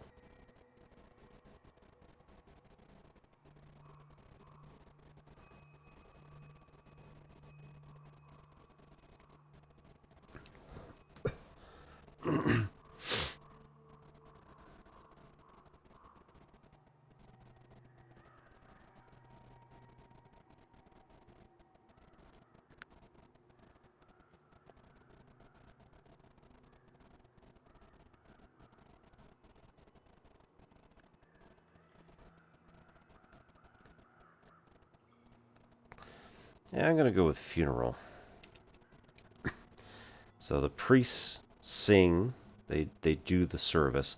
Dry wood they haul, so it's a pine box. Wound up in a ditch, can't move an inch, would be putting the coffin into the hole. The priests are singing for the dead. It's a funeral procession. Correct! You guessed it! I remember those songs. You'll hear them too soon enough. You may pass, or you may try to guess another. Let's riddle go. Some more. Steal a quine tale of twine.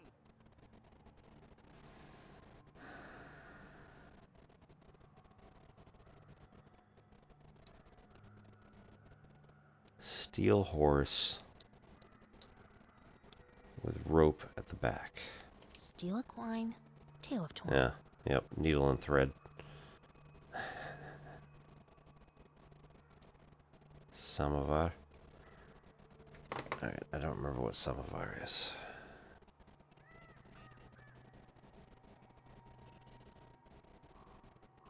Metal container usually used to boil water.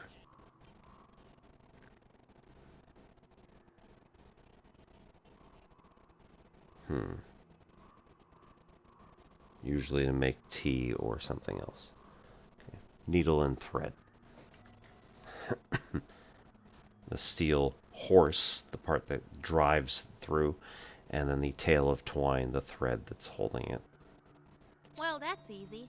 I'm here to see the spinner after all. It's a needle and a thread. Correct. You guessed it. Look at you. You should know your riddles. That makes you a powerful witch. Well, you may pass. We can riddle some more. No eyes involved, just like that, for curiosity's sake. Let's riddle some more. Listen to the force riddle. Walks with no legs, sleeves with no arms, mouth with no speech. Walks with no legs, sleeves with no arms, mouth with no speech.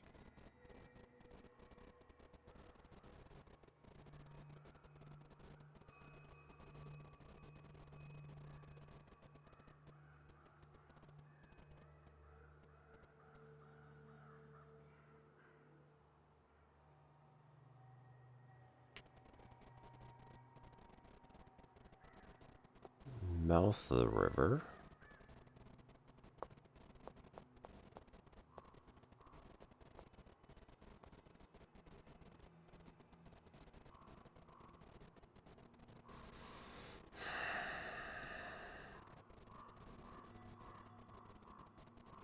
I like the last one. It should be river, but walks. Sleeves. I don't know. A river has sleeves Ooh. with no arms and a mouth. Nice try, but a river talks, it murmurs. Shadow is the I can riddle you another one. Yeah, Let me go on. crack one more. The ship broke to bits over meadows and deeps, over cities and streets. No popes and no dukes can bring it anew. No money, no books. Ship fell to bits over meadows and deeps, over cities and streets. No popes and no dukes can bring it anew. No money, no books.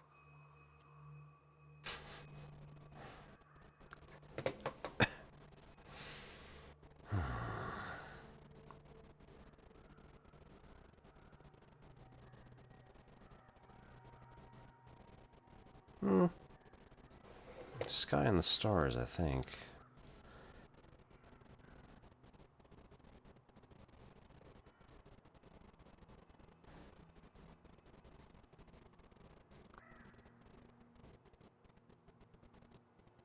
The sky broke and scattered all the stars. Correct? Well, I've no more. In the darkness, That's you'll right. find some riddles you can solve with the words alone. And in the darkness, eyes will burn with a fierce flame. What are you talking about? Go to the spinner. I won't delay you any further. All right then. I'm off to see the spin. Okay, interesting.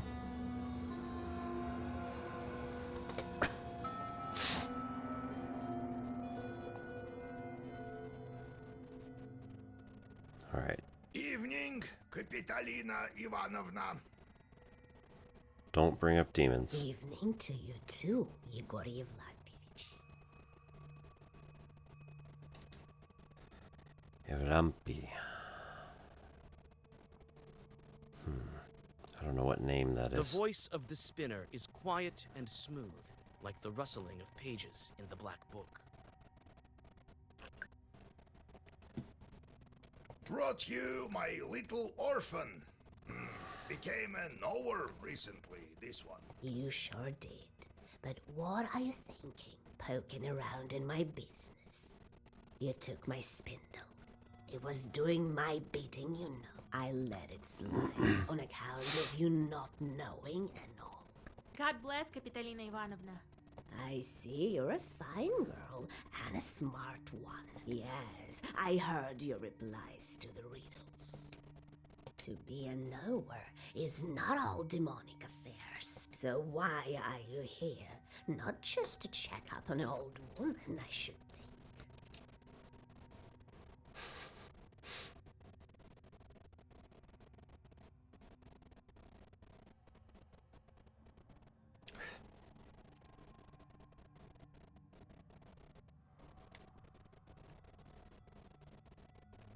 To the point. I need a woven belt. A powerful one, Kapitalina Ivanovna. Yes, I know you came for a belt.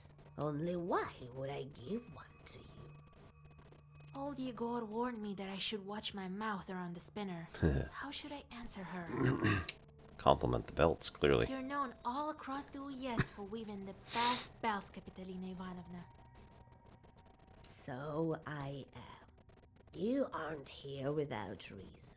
I can indeed make good belts. You've become a knower, so I'll give you an enchanted belt. So what are you going to do with your chorts? How am I supposed to answer that? I really don't know what to do with them.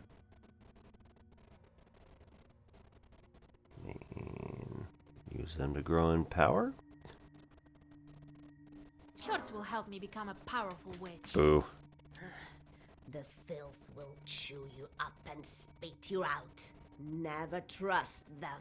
Yegor, the girl seems to follow in your footsteps. Oh, you're never after anything without reason. Always some kind of ruse. He also told me not to speak about demons, so like... Been cooking up something with your demons, have you? I'll give you the belt. It'll help your pupil, but you'll help mine in turn. Hush. Have it your way. All right, here's your belt. Hey.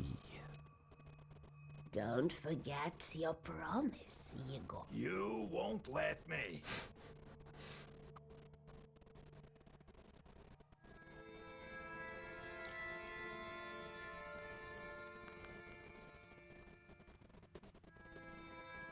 Spinner is no simple witch.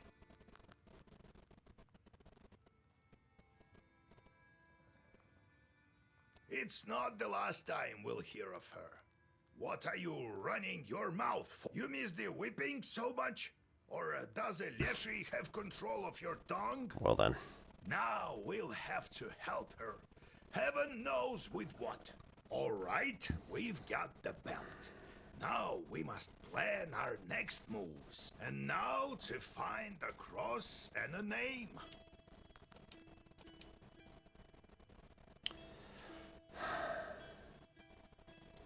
First, Start I with would a like name. to get a name for the girl. Well, go to Vilgert. You'll find the priest there. Kolya, you should go too. It's decided then.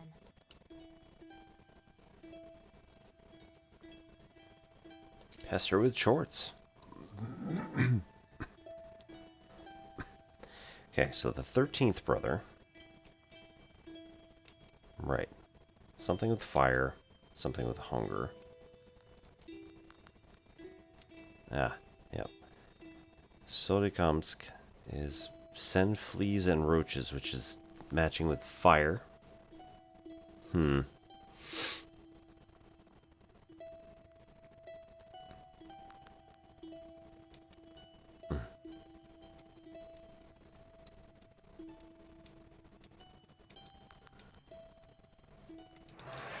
Ah. Swarm of rats eats all the stored goods of a peasant family. Plus 11 rubles, plus 5 sin. Oh, good.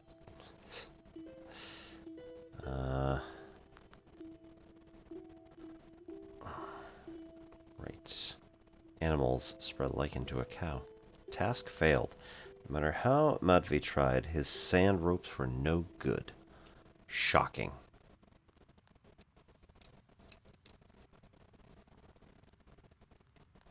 Meaningless.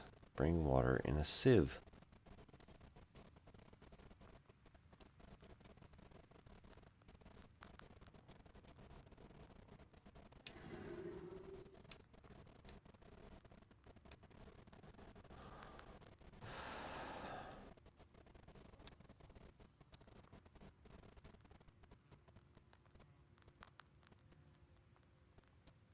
I thought there was a hunger one.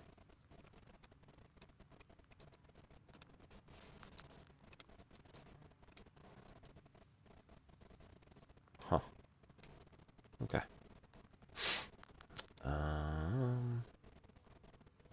Make the chickens kill their chicks.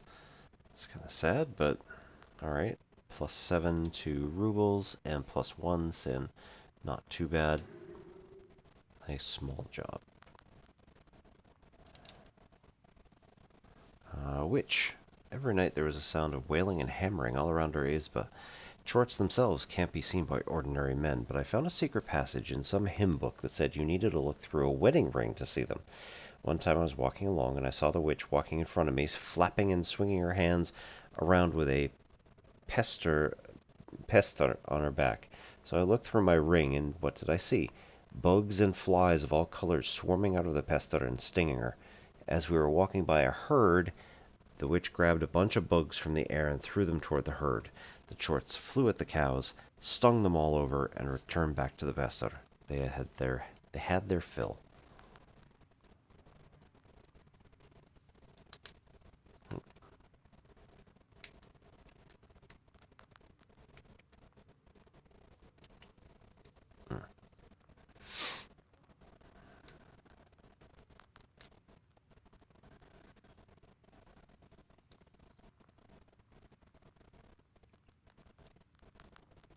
Alright.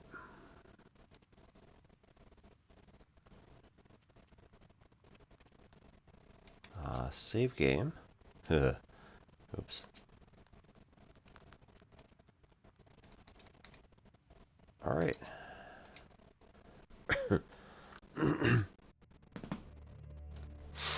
So. thank you everybody for coming. We're going to go over and see Spoonie, who is currently doing Outer Wilds. I'm not sure exactly what she's up to. Yeeting herself into the sun, it says. One of her tags was backseaters eaten by anglerfish, I believe. Hope you all have a good weekend. We're going to be streaming our usual time on Sunday. I think that's probably going to be it, though. We're going to be doing a bunch of Elite Dangerous this weekend in order to counteract any of the issues we've been having, in order to join Brother Sabathius, in order to fix up our PvP ship, and all sorts of cool stuff like that. So, hope you all have an awesome time. We're going to also do a bunch of other cool stuff. So, at any rate, see you for that. See you on Monday for more Building Thinking Classrooms, and Tuesday for probably more Black Book as well. Next Wednesday, we're not here. So, as of Wednesday to the next Wednesday, we're out going to Denmark to have some fun out there and go see Legoland, because our son absolutely wants to go to Legoland. Alright, see you all later. My name's Obi-Wan Pez. This is N Simplex Pachinko. Catch you next time.